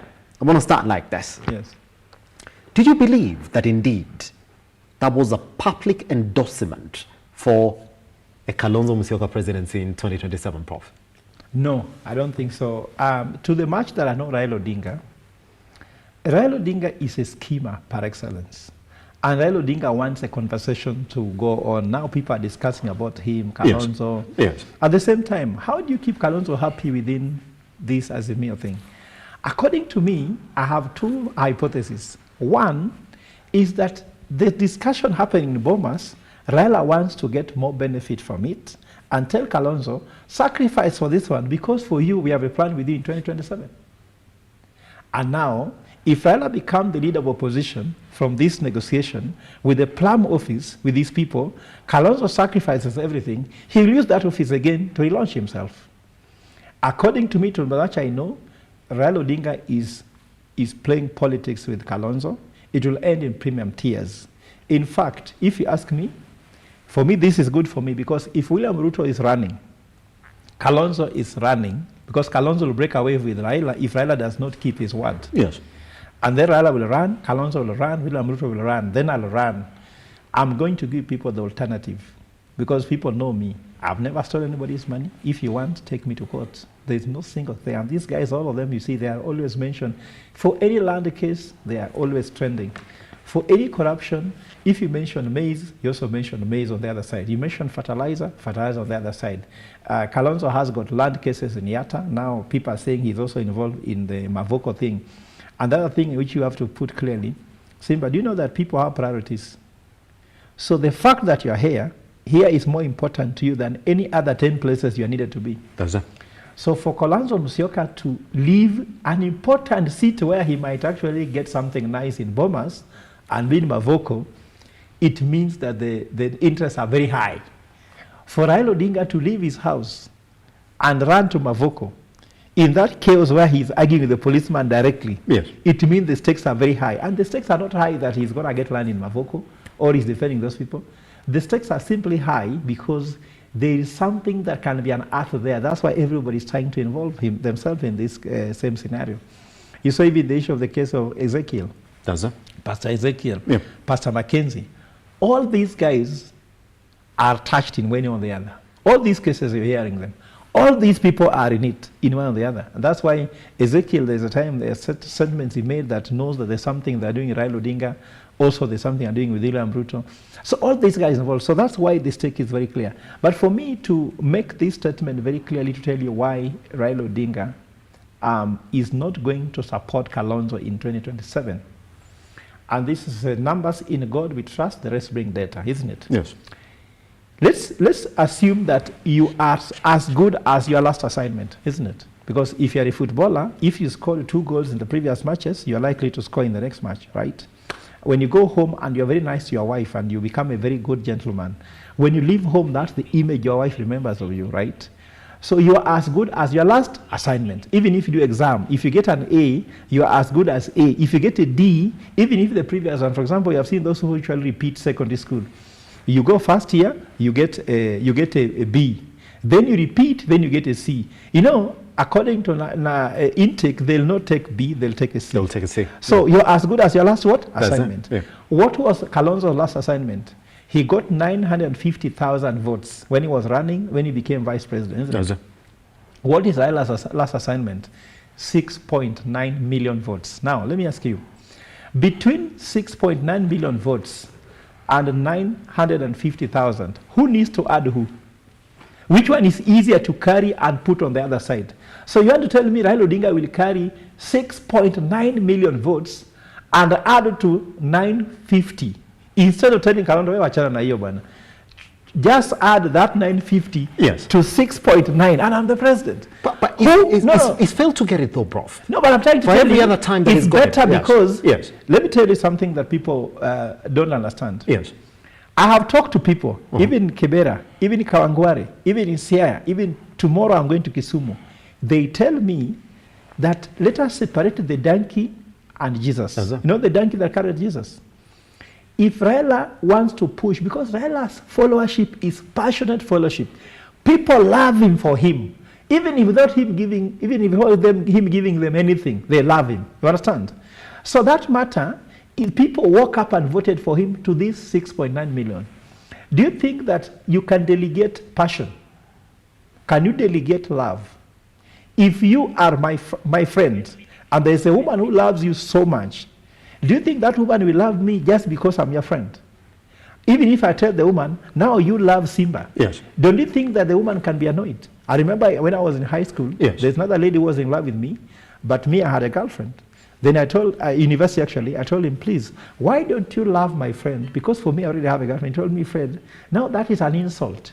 Me, I'm going for you, not him. Does it? So people tell Kalonzo, Raila, that for us, we are voting for you to become president. Does it? If you have given up, let us make our choices. Does it? And any project in this country has never worked. When Uhuru was Moi's project, it failed. When RUTO was able to package Raila as Uhuru's project, it failed. Yes. And they are going to fall in the trap of RUTO because RUTO will package Kalonzo as Raila's project plus Uhuru's project. Yes. Then they'll fail. That's what I'm telling you. Anybody that will beat RUTO must come from where no one knows RUTO. Does that? But anybody that he already knows will not succeed. And lastly, I sat, this is an important anecdote, I was in Lentimama's home.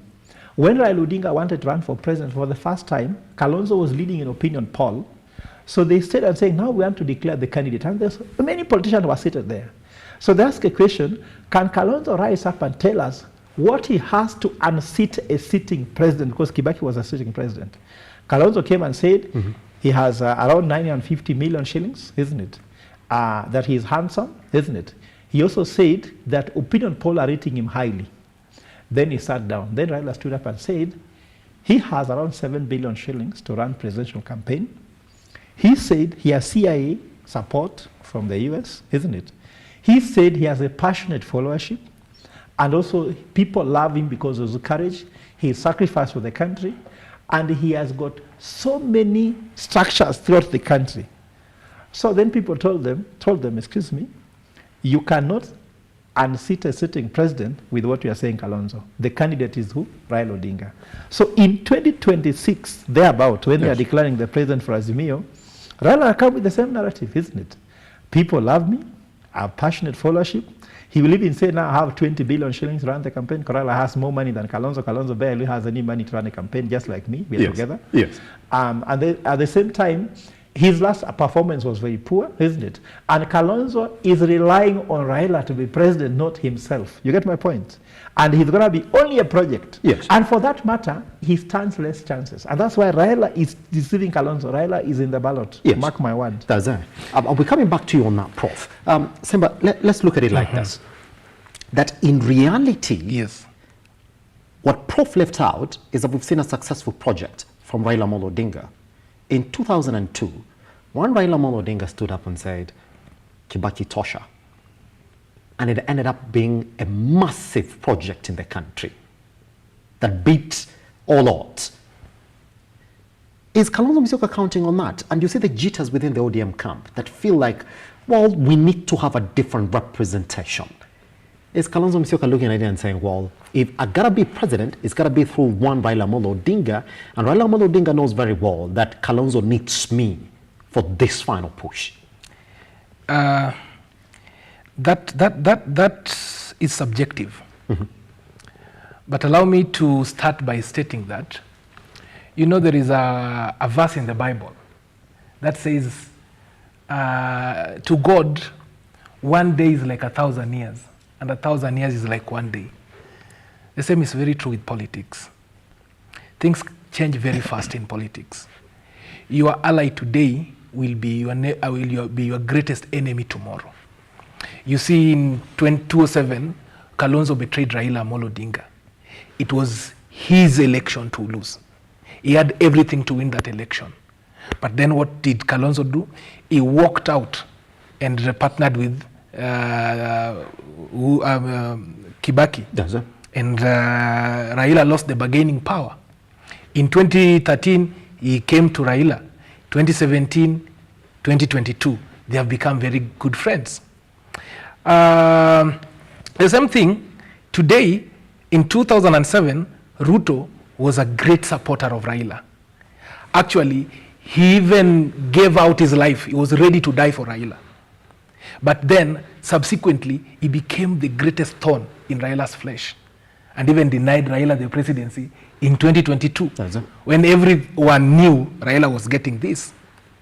Let me tell you something, and this I'm telling you not as a prophet, but as an analyst. I can see from very far that in 2022, if at all Raila will run as a president, he'll just be a Trojan horse. But there is more likelihood that in 2027, Raila and RUTO will be on the same ticket. It's very, very, very, very possible. Let me tell you something. RUTO is a very good schemer. Immediately got into power, he decided to silence his critics. He reached out to them. He called them. He talked to them.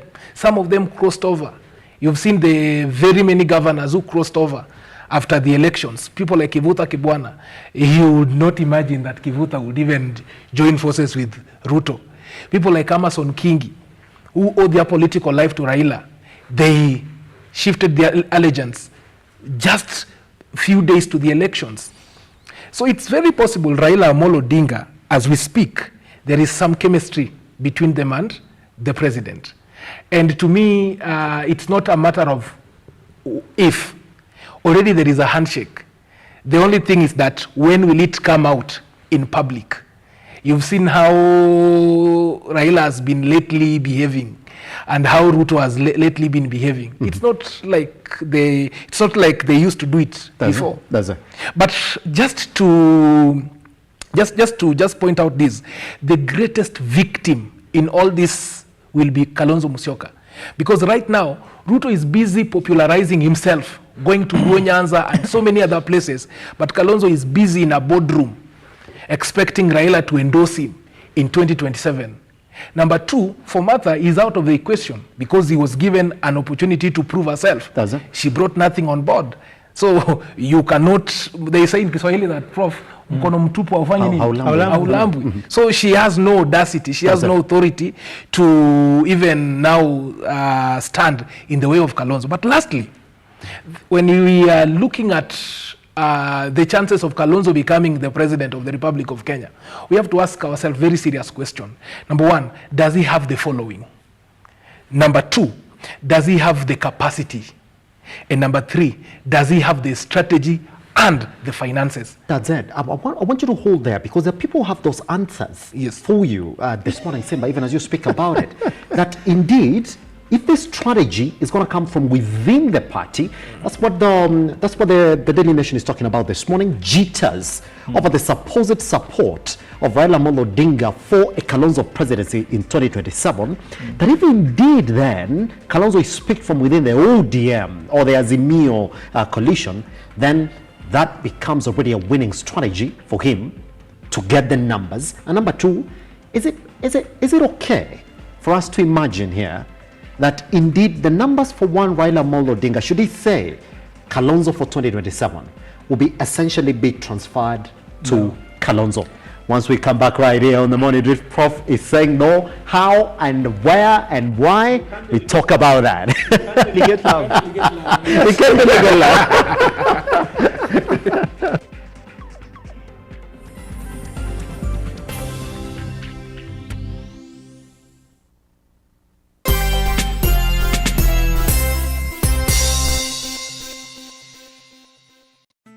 Once again, tuko hapa Angel Center for Abandoned Kids, all because of you.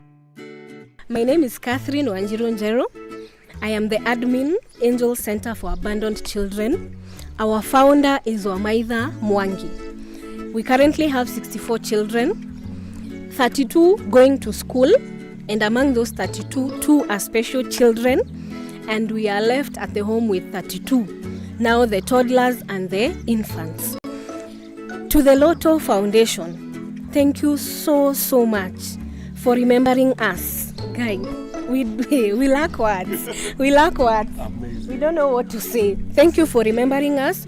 You made a promise and you have delivered. And may God bless you. To my fellow Kenyans, as usual, cheza loto, sio ndoto. Angel Center tumeshinda loto. Every time you play Lotto, 25% goes to the RUTO Foundation, which supports our fellow Kenyans through various causes. Thank you for your help. Together, we are changing lives.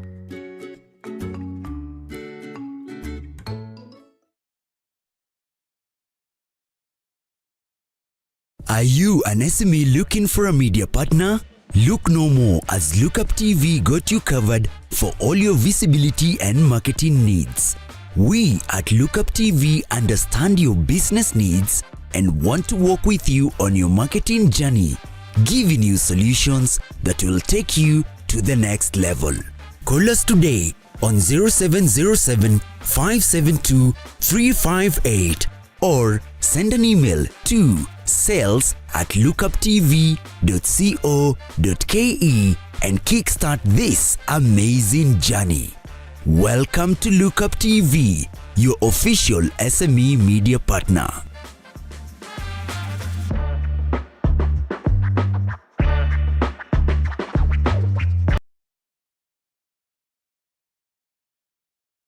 Are you a civil servant and looking for financial breakthrough? You can now apply for the salary check-off loan from Juhudi Kilimo, a solution that is available for salaried employees that have a check-off agreement with Juhudi Kilimo.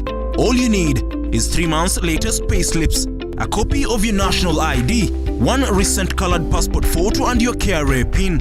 For more information, call us today on 0709 692 000 or send an SMS to 20103 at no charge. Juhudi Kilimo, investing in farmers, transforming lives.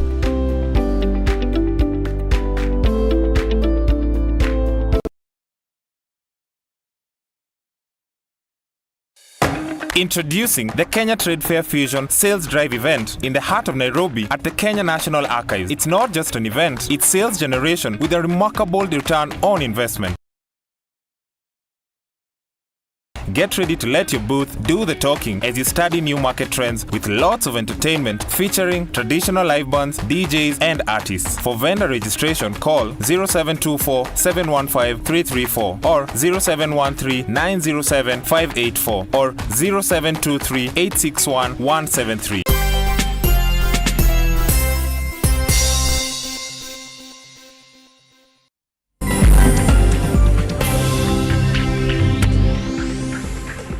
So, interesting conversation or suggestion that has been essentially introduced by Simba right here on the set. He's saying there's something that the RUTO, the Kalonzo presidency has to figure out.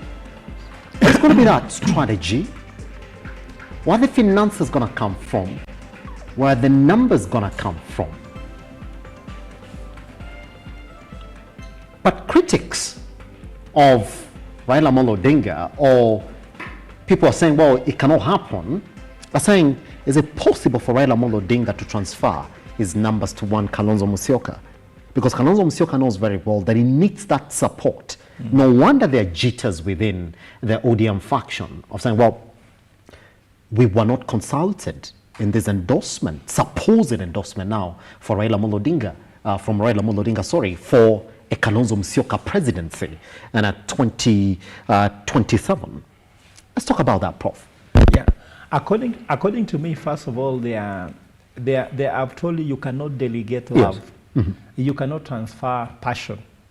And the passion that Raila Odinga's followers have, no one equates it, not even William Ruto. Remember William Ruto, people love him because of goodies. Money, he throws position. That's why if you look at the Kenya Kwanza government, he even wanted to increase a number of ministers. He even has 2 illegal ones. Look at the issue of CAS. He wanted to expand them so that he rewards them. It's more of all that. But see, people follow Raila just for love. It is pure love. And that love cannot be transferred. Yes. And I believe that you have to understand that. Then another thing which you have to understand here clearly, Simba and our viewers, is that Raila Odinga is the only politician who can get more than 5 million votes outside his home. Not even Ruto. And he got it. Luo Nyanza, yes, out of the 6.9. Yes, and I'm sorry to cut you short there. Yes. That love that you're talking about, this, in the event that Raila Amolo Odinga is not running, where will they place that love? It's not a scenario they're supposed to because we have young people like me who will be in the ballot. Yes. And I think we can get this love because also we've been fighting for Raila Odinga. Remember, as you fight for, understand this clearly. Do you know why Ruto took upon himself to sell Raila Amolo Odinga in the whole of Rift Valley? By selling Raila Odinga in the whole of Rift Valley, he acquired the Rift Valley people's love, which was being given to Raila Odinga. Then actually now he became the one. You remember by that time, Moi's family were the kingpins in Rift Valley. That's it. Who is the kingpin now? He was not a kingpin before he was in the Pentagon. And he used the vehicle of selling somebody, talking nicely about Raila to his people, convincing them, until then he gave an impression that he's the one who made Raila Odinga prime minister by marshalling Rift Valley to him and delivering Rift Valley to him. So that was love he acquired directly from the people of that place. So even for those of us, we've sacrificed a lot for Raila Odinga. Simba, I was fired from my job in Strathmore because I said something that was not supporting the president. The president made a call to Strathmore, and Strathmore fired me, and my position has now been taken by the son-in-law. You hear me? Those are sacrifices we made for Raila Odinga. And people are out there saying, Professor, you have really sacrificed. But have I even gotten a cup of tea from Raila Odinga? Nothing. But now the time has come when we are trying to say, maybe the sacrifices several people have been making for Raila Odinga to keep his base active, those people can now take those love and those passion to give to the people they want. You get me? For example, I have some Luos who have seen that I've been trying to do things Raila Odinga should have done, and he's not doing. For example, When people were killed during Maandamano, Raila Odinga went to so many funerals and said he is going to take those leaders to court, he's going to take government to court to compensate people, isn't it? He never did it. I'm the one who has taken the government to court to compensate the victims of Maandamano. You can acquire that love. But if those people still don't love me for what I'm doing for them, but they still love somebody who is only giving talk, that's up to them. So this love can be taken over. Remember, Moi was loved by the guys in Rift Valley. And RUTO went against the family of Moi. And the Kalenjins have given the love to RUTO. So these are all positive. Remember, Uhuru was loved in Mount Kenya. And that love was given to someone from outside Mount Kenya. So the fact that I love you does not mean you have to give me whom to love after I stop loving you. Those people will still find whom to love because what we have advantageous in Kenya is the economy is so much hurting that people won't care too much about those love things. They'll care who can fix the economy. Yes. Because love can't put bread on the table. Yes. Can we have leaders who are young leaders like me, understand economy, understand governance, and come and fix it? And then to end my conversation, Simba, this is my biggest disappointment. Yes. When I am a member of ODM, life member of ODM, we have fought for ODM for long. Even I used to register voters in Ugenya, in Siaya County. Even those numbers you're seeing growing on voter registration, I gave a car for people to be picked from every village and to be taken to Kuala to be registered as voters so that Luo Nyanza do not have their votes sleeping in their beds, isn't it? Yes. So that was work. I can tell you I contributed to over 30,000 votes registered under my name and my resources. A vehicle on the ground, that is so costly because there's a driver. These people need tea when they're being driven. I had to finance that. Now, I was thinking that as a young member of ODM, Raila Odinga is thinking about the next generation of leaders to at least promote them and even support them so that they can actually give changes in how ODM is run, on how party politics are done, on how economy can be done. But when I heard him saying now he wants to pick Kalonzo to run, I think now that is where we sort of find where we have to have parting points. Yes. Parting points. Because according to me, the issue of telling young people you're the leaders of tomorrow is not right. Because by saying Kalonzo has with me for long, now will be the next one, he's simply telling young people that you are still leaders of tomorrow. So you have to support Raila Odinga for how many terms Kalonzo has supported him? 3 terms, 15 years. So Simba, if you're a youth now, youth is only 35 years. If you have to, first of all, grow up, be able to support someone for 15 years, you're already close over, you're not a youth anymore. You're not a youth so anymore. according to me, the young people need to listen to these people and wake up and realize that all the guys who have been in government since 1992 until today is the cause of our problem. Let us find new and fresh blood into the political economy of this country. Young people are 3 times likely to be unemployed than any other person. That is data I've actually gathered. And the fact that young people are excluded from politics and the economy of this country is a disservice because young people are talented. They have music with them, they have technology with them, they have arts in them, they have things they can bring to the political economy of this country. And the fact that there are 77% of Africans are youth, and they're excluded, it shows there's a problem here, and we need to address it. Unfortunately, sorry to say this again, the president has realized that he cheated the hustler, and the hustler mostly were these young people, 77%.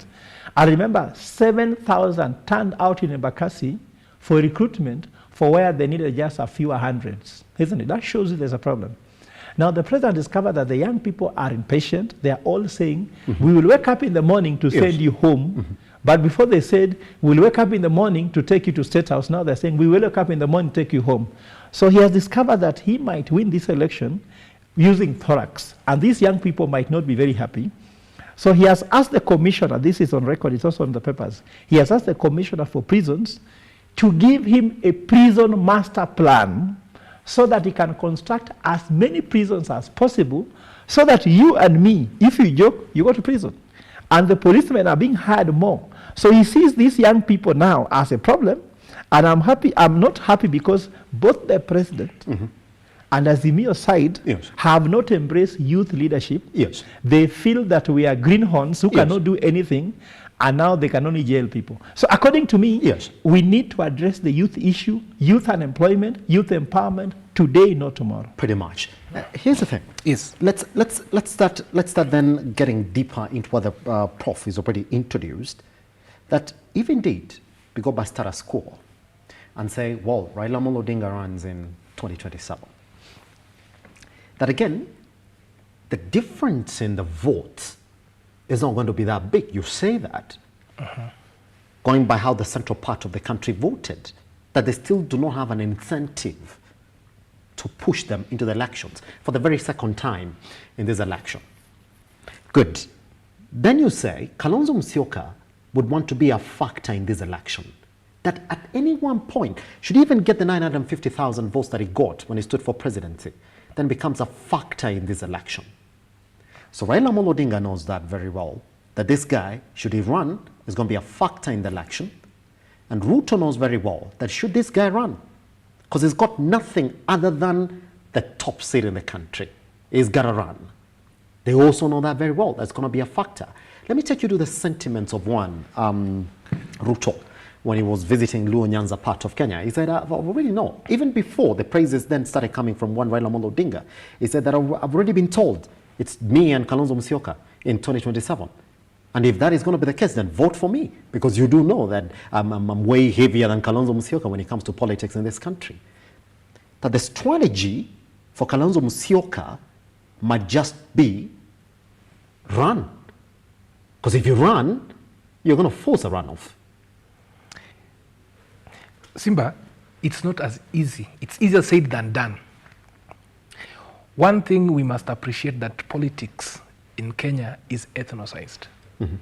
And we tend to group behind our ethnic masters. Like as we speak right now, Raila controls the Luo Nyanza. When he coughs, when he speaks, they are diehards. Even if you tell them Raila has done this and this, they would rather beat you than to believe what you are saying. So he has that following. He has that cultic following. RUTO has also emerged as the Rift Valley kingpin. And I love how Prof explained it. He rode on the 2007 elections to popularize himself. In addition, he decided to oppose the constitution solo. When everyone else was supporting the constitution, he opposed it. And again, that built him. He was not opposing it because he didn't want the constitution. He was opposing it to gauge himself. Strategic move. It was a strategic move. And he succeeded in it. Yes. And right now, he was also able, because politics is about strategy, he was also able to take up the leadership vacuum in the mountain. How and why? There was no formidable force in the mountain, and everyone was against the Kenyatta family. He took advantage by deciding to coach and mentor young leaders, which again is missing in Raila. Yes. He mentored people like Ichungwa, who are very energetic, people like Ndindi Nyoro, who are very energetic. And these guys, you see, one of the ways through which you can propagate your ideas and policies is by way of propaganda and information. These guys were very energetic, and they did it successfully, and portrayed how Raila was a candidate of Uhuru and not a candidate of his own, as though they had voted him before. They were saying, this is not the Raila we knew, as though they had voted him before. They had never voted Raila. But then that was their run point. And so RUTO right now has the mountain. But again, that is very elusive. It can go anytime because of the political developments we have. Yes. Now, the rest, Ukambani, now you look at it in terms of numbers.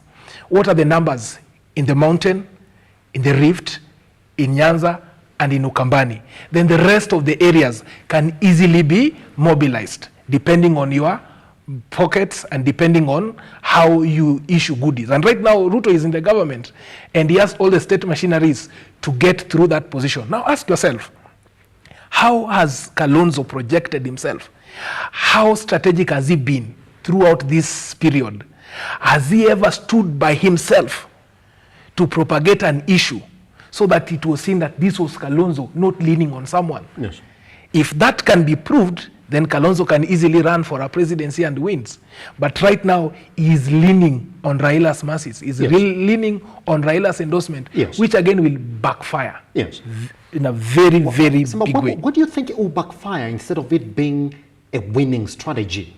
Because if Raila Amolo Odinga is not running, then it's going to endorse somebody to run.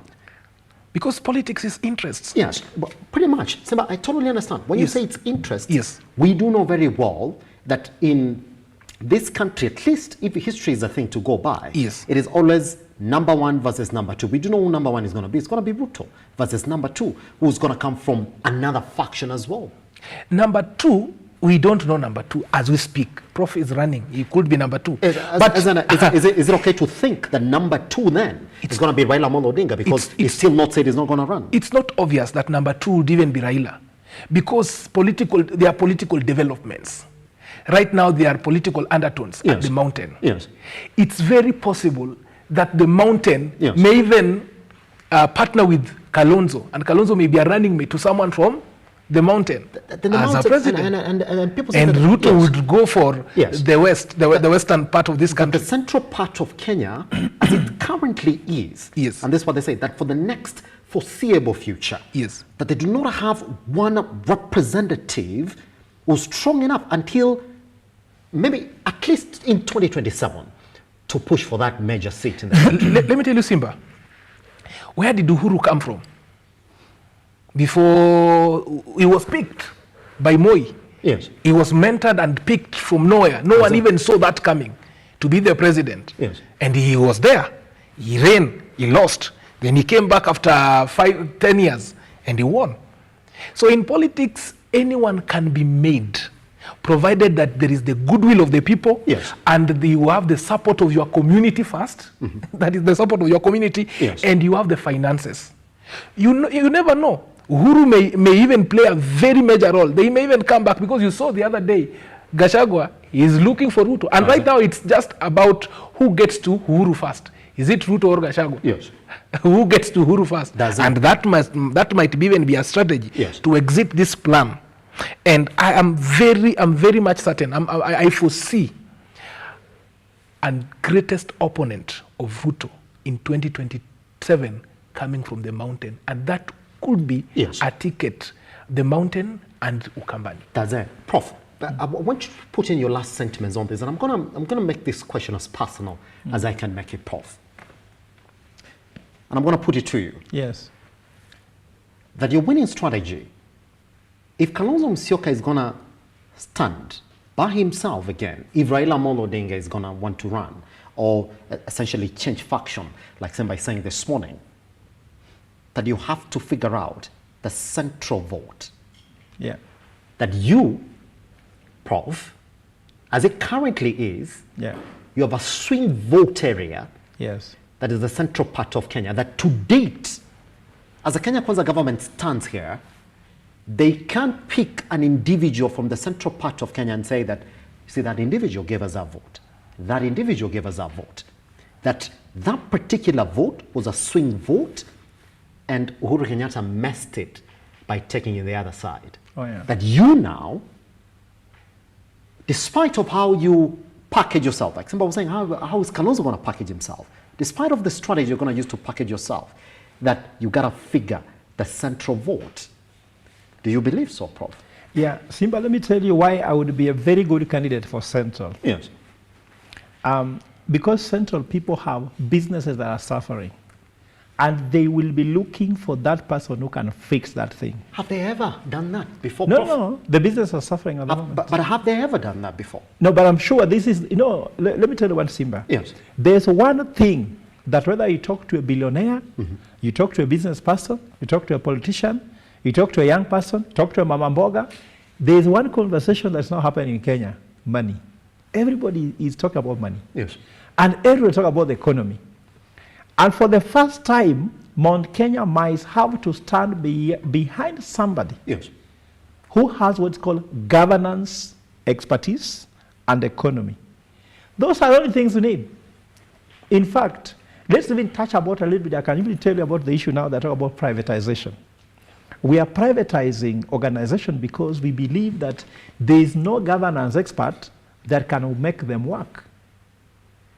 And the economy, after you sell them, after you sell this corporation they are selling, because they're saying they are selling them so that they can make some money to do something in the economy.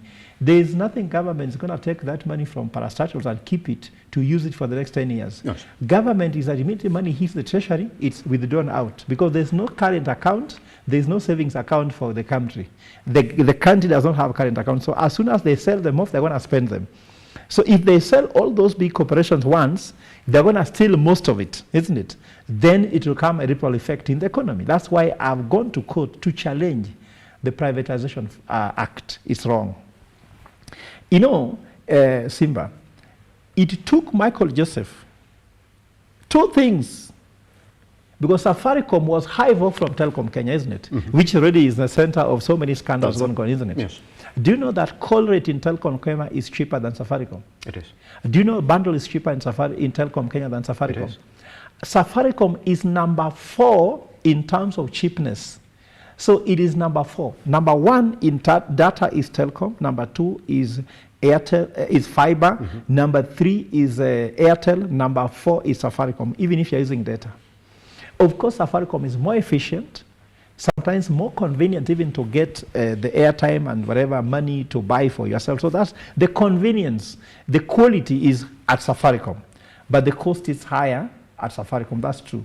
So Michael Joseph just used what he called leadership and governance to change, using the same people.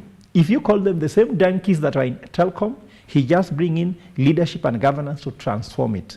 So Mount Kenya will be looking for somebody who can run economy like a private sector driven economy. This is the concept that can save this country. Yes.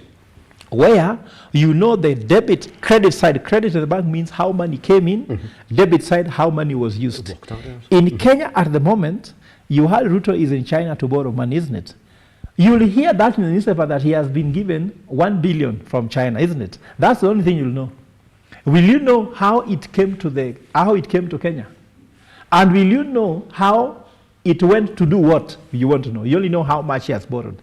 Since his presidency began, RUTO has borrowed 1.3 trillion. You understand me? Tell me how you can account for that money. In the previous regime, somebody went to China and borrowed 1.2 trillion, but that money never came here. And that's why we're having a serious debt issue. The debt issue is clear.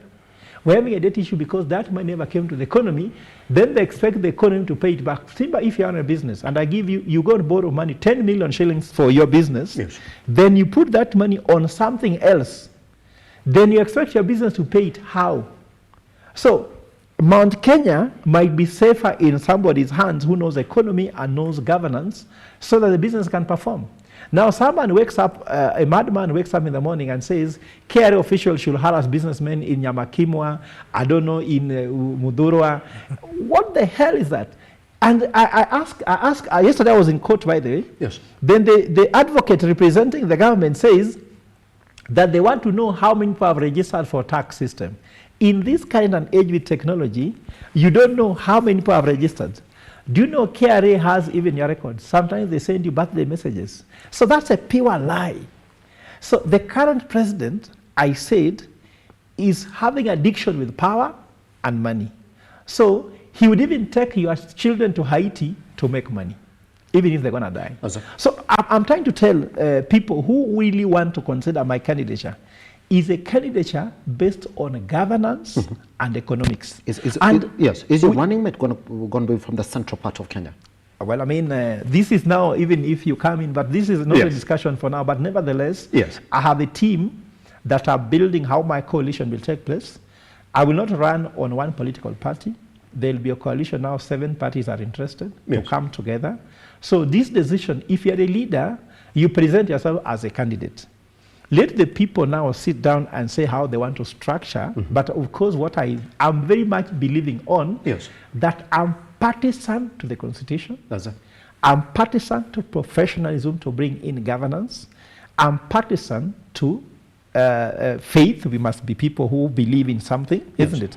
Then I'm also passionate about bringing family values in governance. That's why you'll be seeing me every time. I want to ensure that I have a family that is known, isn't it? I have a family that people can question. You can see our source of income. You can see we don't even have anything, but we are living without stealing money from anybody. So whereby everybody keeps their family in the back door, you know them only when they have been sworn in. We don't want that. We want family values to ride in this country, because the transformation will not start from the government. It will not start from parliament. It starts from, where do these people come from? They come from a family. Which kind of family do they have? So for me, I've given just conditions. One, that must be people who are professional, who are partisan to the constitution, and also partisan to the family values. Once we have these things together, we can easily be able to find whoever will come to the formation. Where the seat is not the issue. And let me tell you, as a strategist and leadership expert, the most important thing to know who is in the bus, isn't it? That's what I've been saying. Whom do you bring to the bus? Secondly, are they seated in the right position? If you want to lead any company, don't begin by saying, whom do I want to do what? I can tell you, Wells Fargo, you know Wells Fargo as a company? The founder of Wells Fargo was working somewhere else in the bank. Then he set up Wells Fargo. When he went to set up Wells Fargo, he just called people and told them, Simba, come here. Simba has to do what? You just come. So we brought everybody without giving them any single position first. So that you are in the room, people who can execute before looking for position. Then you say, now, Simba, we are believing that Simba should sit on this side. But when you start by saying, where kuja nitakupatia MP, where kuja nitakupatia VP, where kuja nitakupatia nini, when they come together, they might not fit. Remember, it has been very hard for Ruto to structure his government because he promised everybody everything. And when they came, now they are fighting each other, that even the party, you see the headline showing that there's jitters in the party. I'm trying to say, me, I'm bringing to come to be in the bus. Then me, I'm the driver of the bus. Then after that, now we start saying who sits where. And that I'm telling you, because the businesses are suffering in Mount Kenya. For example, let me just give you this point. Cooperative movements in Mount Kenya has been the mainstay of the economy. Coffee cooperatives, tea cooperatives. But now, because they have been killed by the mismanagement of the economy, they have now turned to financial cooperatives. You cannot run a financial cooperative without a production below it. So productive cooperatives ensures that this money now you are lending, members are productive, they can earn money, bring to the circle, and then the circle can lend outside to make money. But whereby there is no production, only money moving around, that's why you have scamming around here. So according to me, they might run differently. Pension schemes are being killed. Now pension looks like a pig. A pig means that you can only get something from a pig when they die. Pension should look like a chicken that can give you eggs as you continue, should look like a cow that gives you milk as you continue. They should not just be seen as they must die so that you survive. So there must be a way in which you want to transform the economy to make the economy productive. Then secondly, Mount Kenya people have suffered because most businesses are from Mount Kenya. The tax policy and philosophy of the president is wrong. Any tax policy should do two things, Simba. Either increase production, because when people are producing, they are making money themselves and the government makes money, so you can collect taxes. Secondly, they should increase consumption. So anytime somebody eats, you're making money as a government. So I'm telling President William Ruto, I've told him severally, any Kenyan going to bed on empty stomach, they have fasted, isn't it? But they have fasted tax. Any Kenyan who has eaten has paid tax. Tell me how you can eat without paying tax, whether you're buying bread, you're buying sugar. So in economics, we say that the government should spend even to the point of committing a deficit so that people can conceive basic necessities. When people can get basic necessities, can work. And I end by telling you, my brother, just like I told you, you cannot be able to delegate love, you can also not be able to delegate vision. A leader without vision is, even if you give him what advice they can't. Kibaki had a vision for the country when he said free primary education, and people tried to dissuade him from it. And he told people, I'm focusing on free primary education. You tell me that thing that Kalonzo has as a vision for this country before you tell him he's a good candidate, that Raila has as the candidate, Ruto has as the candidate. The guys are calling their names. For me, I can tell you, I'll transform Kenya economy into a welfare state. Welfare state is not a bad state. Germany is one. Nordic countries have embraced welfare state. And if we remove greed because there's enough for everybody's need, yes, but there's not enough for everybody's greed. That's right. If we just remove greed, everybody in Kenya can live a dignified life. And I can tell you with the numbers, not just theory. Yes. Gentlemen, I would like us to move in the next part of this conversation because it's essentially tied, and I want you to you might get back to what the Prof said as you pick on to the next part of our conversation. Now, you remember when RUTO took over presidency in this country? He said one thing: he wants to paint the country yellow in the run into the 2027 general election.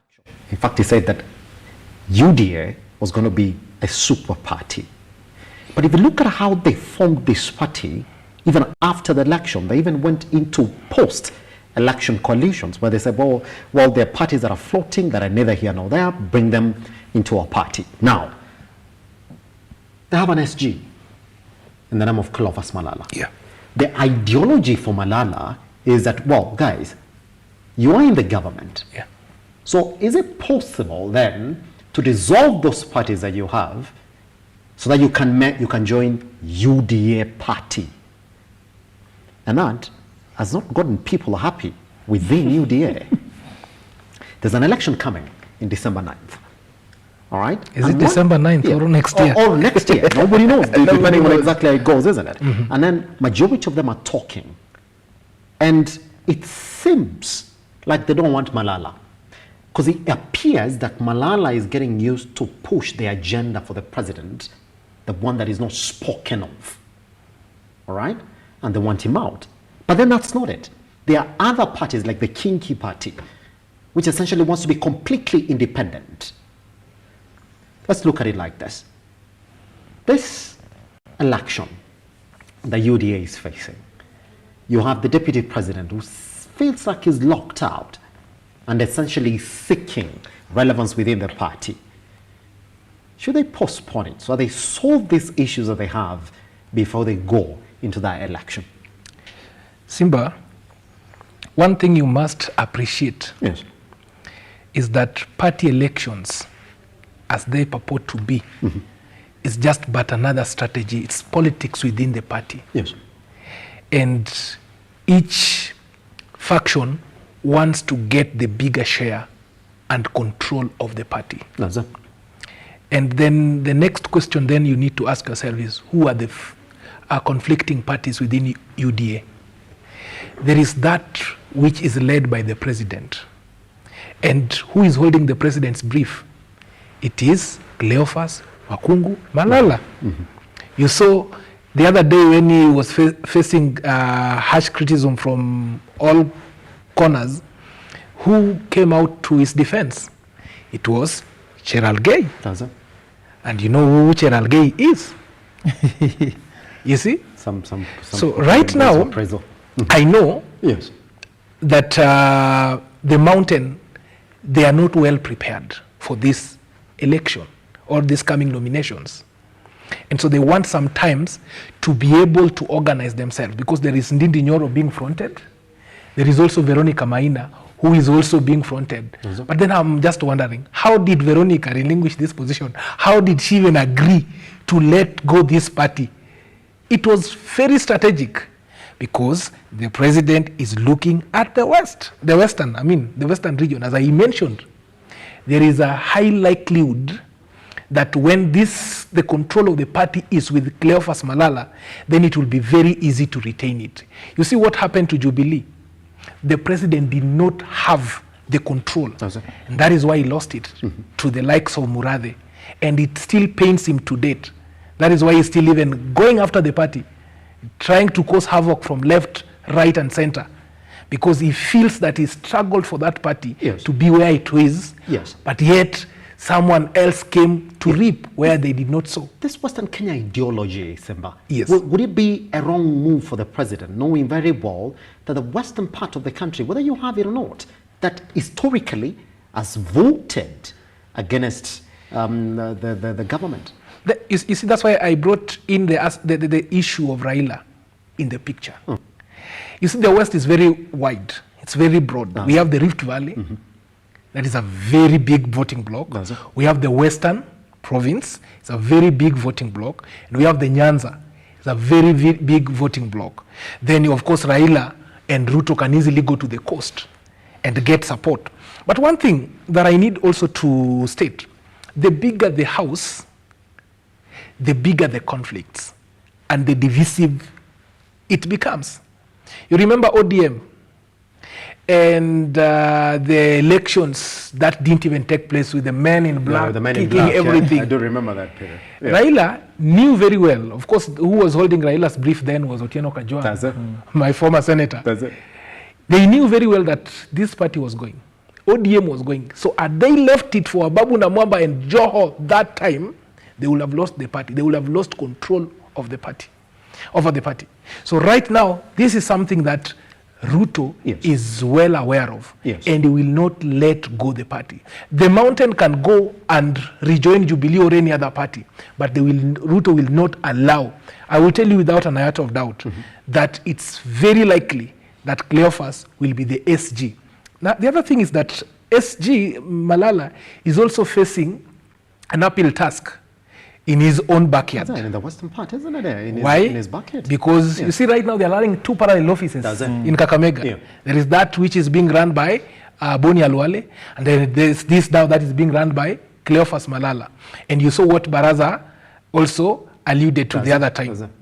It's just the rhetorics of politics that right now Malala is turning out or using this position again, which is very expected of a leader of his caliber, to also boost his political muscles in the Western Kenya. And so if he does this, not Kalonzo, but Boni Alwale feels threatened that Malala will be the next big thing in the Western Kenya.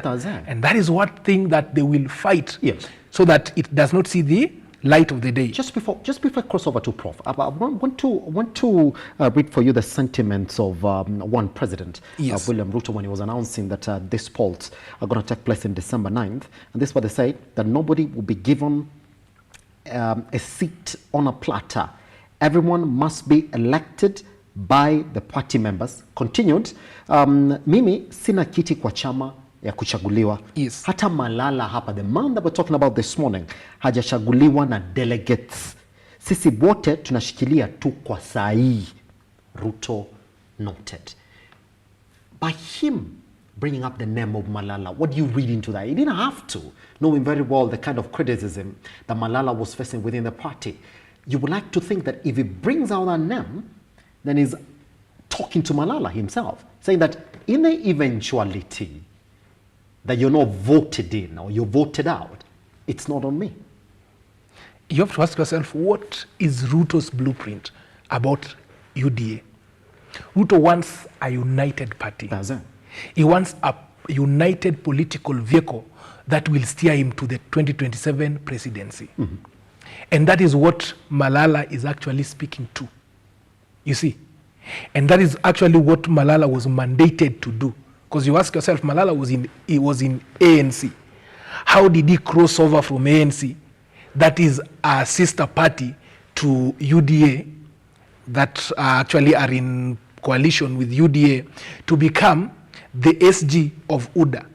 It's like you are cheating within a relationship. You are in a relationship, but you are cheating within this relationship. That's it. So that was very strategic. And let me tell you something. Ruto is not just, Ruto sees very far. And everything he does it with the end already in his mind.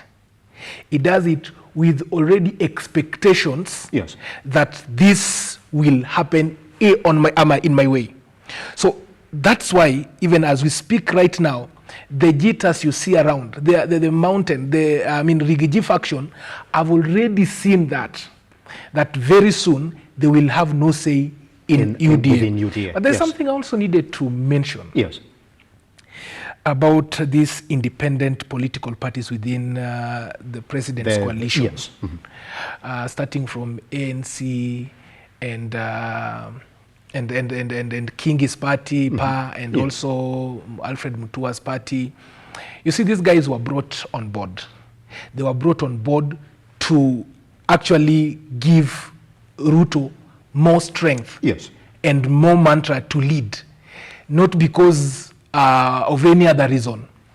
Right now, you've seen Mudavadi being given more and added more roles to play in the Ruto's government. There is a likelihood that that will play on that Mudavadi himself right now has been advised. He was of the opinion that they would bring their parties together, but he has been advised that we want to see, because you didn't deliver in the previous election. We just gave you this position, but you didn't deliver. Which is the best option for you? Can you run by yourself in an independent political party and bring those votes to us? Because you see, UDA in the western part of this nation is not a cup of tea for many. So this is also a very good strategy, because if you've seen, Mudavadi has become an ally to the president. But as I conclude, there is one thing that you must appreciate, that after everything is said and done, after the dust settles, Ruto will have his way. Prof, I want you to pick your thought from here, and I want to listen to this. I mean, there's so much literature around this particular area, even as you comment on Ruto would have his way. This is what he said, yeah? Now, I'm also asking permission to the NGC to allow us to talk to other parties who would want to join us. Now, listen, and even those others that will not want to will not be forced. That's what he said. Then continued, kuna wengine hapa wamekuwa mstari wa mbele kuambia vyama vingine lazima waungane na sisi. Goes on to say, si lazima, ni hiari. All right? Now listen, continued. MCAs, mtakuja State House, tuongee. Lazima mpate pension na lazima mkuwe independent kwa kazi yenyu. Sort of enticing them, leading to this particular election. Now let's begin from there. Clovis Malala is saying, even talking to the likes of Musalia Mudavadi and Wetangula, is like, you see your parties here? I mean, dissolve them. You know, we gave you whatever it is that you wanted. I mean, why can't you dissolve your parties and just join UDA as we move forward to a super party across the country? But when the president gets that chance to speak, he says, say lazima. Those who don't want, it's not a must. Then now, there's the Gachagua factor in this entire conversation. Simba says, well, you've got to look at the Western factor in it. Ruto wants to move west. It's easy to control that party if you move west. But then there are men who are asking questions. Where are we in this leadership? We fought for this party. Guess who that is? Gachagua. If you ask me, I think Ruto got it right to become president in 2022, but it will be difficult for him to keep this team how he won and actually take them in 2027. Remember that Raila marshaled one of the biggest campaign of Pentagon in 2007. Yes. And that was one of the best stab Raila ever did at the presidency, with a sitting president going for re-election. It could have been very easy to win that election after that, because people say, maybe I also agree, as member of ODM for a long time, that Raila Odinga won the 2007 election. And that something just happened, he didn't get sworn in. Remember that now, people saw that after doing what he did in 2027, 2013 was a walkover. And look at how it was not. In fact, it was difficult for him. You remember people you call novices like William Ruto and Uhuru Kenyatta came together and beat him to it. Then they went to 2017, they still beat him to it. So I'm trying to say that William Ruto has won the presidency, yes. But mark my words, and be very scared here, the Simba. Yes. Ruto will find it very difficult to win the presidency for 2027. Yeah. I'd like to think so, Prof. Yes, because you see what's happening. He has not offered any concrete solution to any of his single constituency. The Mount Kenya was salvation is coming, isn't it? Ukombozi inakuja. And I've talked to the guys, my friends in Mount Kenya. They told me, even today I'm meeting one of very seasoned lady. Today I'm having lunch with her. Yes. And she told me they are going to wake up to remove RUTO from that office. That's what they are going to do. So whoever will be that person they are voting to remove the RUTO, that is the issue. And this is not a joke. Remember, Mount Kenya, I don't play them twice. And in fact, that is critical. Then if you look about the issue or you talk about the MCA, there's something RUTO knows that Raila didn't know and Uhuru didn't know. And he's doing it very well. RUTO likes to engage you directly so that you owe allegiance to him, not through somebody else. Because Uhuru was sitting in State House and sending RUTO to Mount Kenya to go and do projects that are belonging to him. But RUTO owned those projects, and Mount Kenya saw him as the darling. And you remember this song but is sung by another lady here, I'm just forgetting her name, who says that he had a boyfriend, and the boyfriend was supposed to come for her birthday. It's Jennifer Lopez. The boyfriend was supposed to come for her birthday, and the boyfriend sent a gift, a very expensive ring, and she said, to hell with your ring, I wanted you. I didn't want your money, I wanted you, your time. And Mount Kenya needed Uhuru to be with them, not sending them William Ruto. So William Ruto is talking to the MCAs directly, telling them, I want you to come to State House.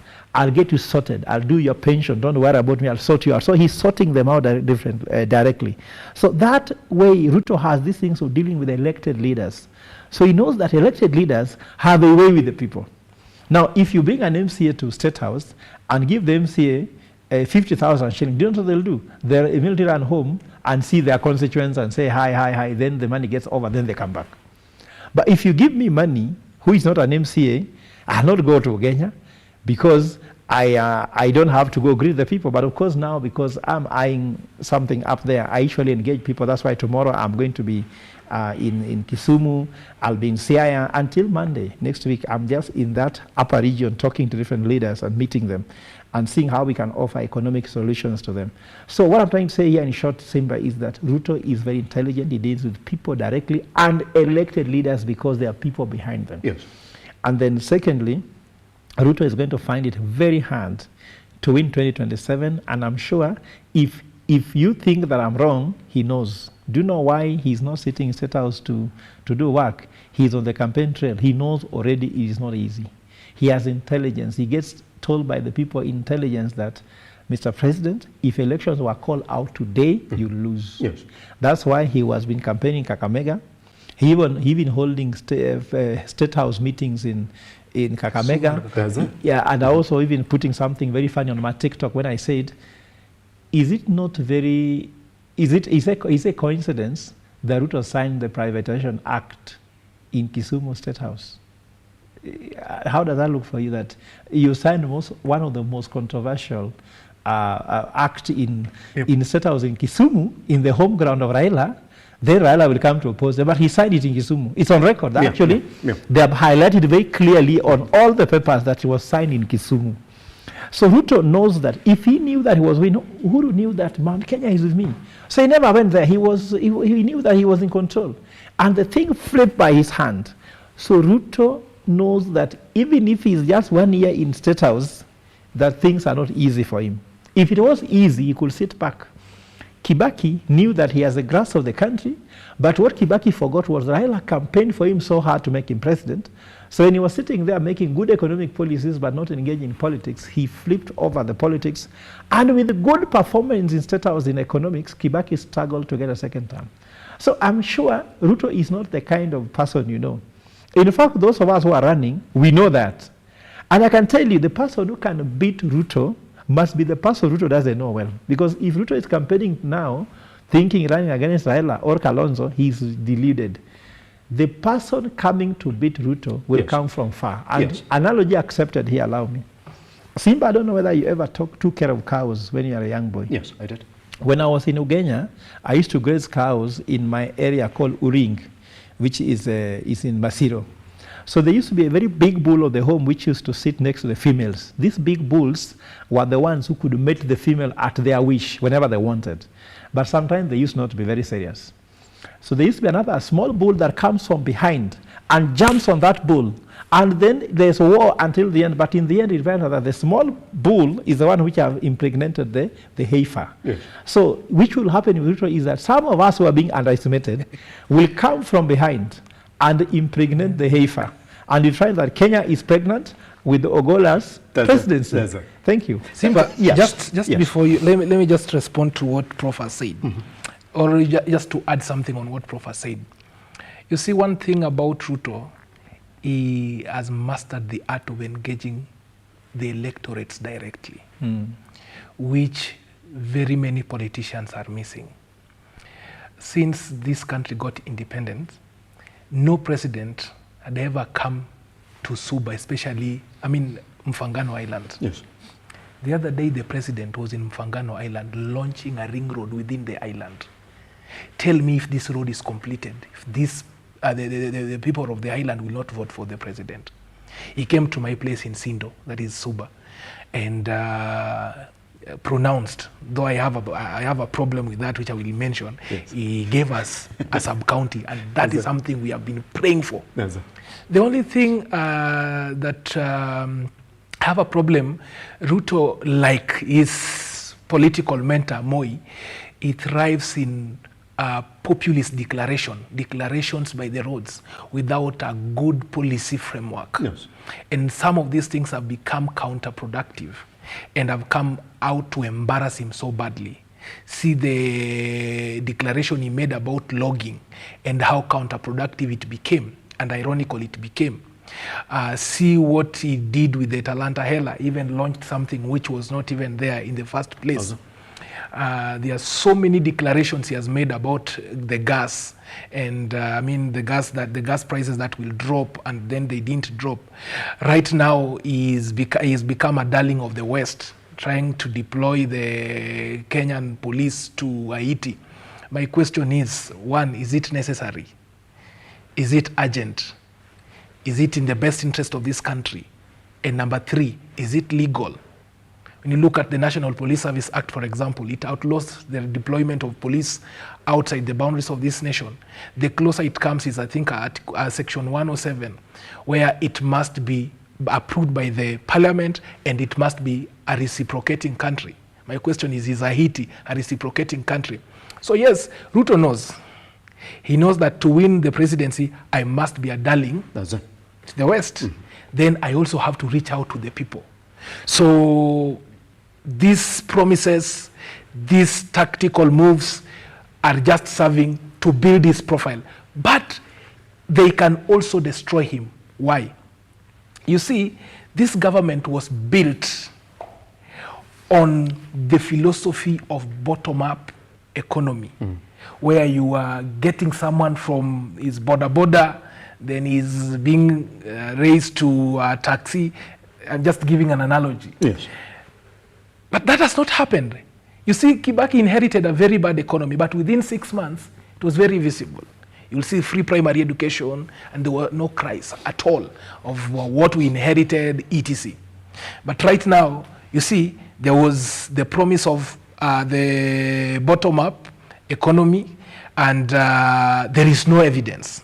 There was the promise of bringing down the fuel prices. What have we seen? They have now come to now agree with Azimio and the president in their election, during the election period, when they said that, you see, there is a crisis caused by the Russia and the war in Russia. And there are so many things, COVID. Right now, that is the argument. And I heard the other day, Boss Lane coming out very strongly to defend this position. So I think if the president wants to maintain, because for me, if he is able to make good that promise of giving Suba South, now Suba Central, a sub-county, and that road from Magunga to Sindo, where I come from, to Mbita is completed, and the ring roads in Mfangano are completed, then what is the point? What reason do I have not to vote for him? The only thing he needs to do is to reduce on making these populist declarations, which will eventually embarrass him. Work on a legal framework. After you work on a legal framework, you can now come to make a declaration. For example, if this sub-county is there, which I believe, then we should have seen, even before he came, a gazettement. Because already there is a Suba Central in Fangano. So the gazette notice revoking that Suba Central, making it Suba West, and then we have Suba Central, or even Suba Kaksingri Suba. This is something that would work. But if you make declarations without first giving, without working on the policy framework, then it becomes very counterproductive. Simba, let me just add something there. There's a friend of mine who is on Twitter. Anytime William Ruto makes a promise, he tallies them. And he has told me the other day that since he became president, he must have made 3 million promises. And he's asking himself, suppose even one promise each is 1 billion. It's impossible. So don't waste time on promises from William Ruto. Focus on what he does. The money is bringing from China. Where is he taking it from? I'm telling you, if people were supposed to honestly question what the president is doing, people discover that we need another president. And Kenya is on autopilot. Everything else happens on autopilot. When you're sick, who cares? You go on your own. School, so on. Land in Mavu, everything is on autopilot. The president only cares about how much money he's amassing now to make him powerful, because in 2027, you said anybody with money wins the election.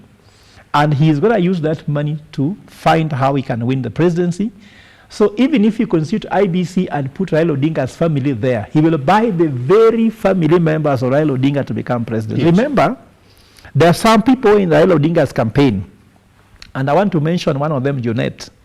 They were working with William Ruto to make how Raila Odinga can lose. That's why Junet now seems to be on the sideline. He was given money by this guy.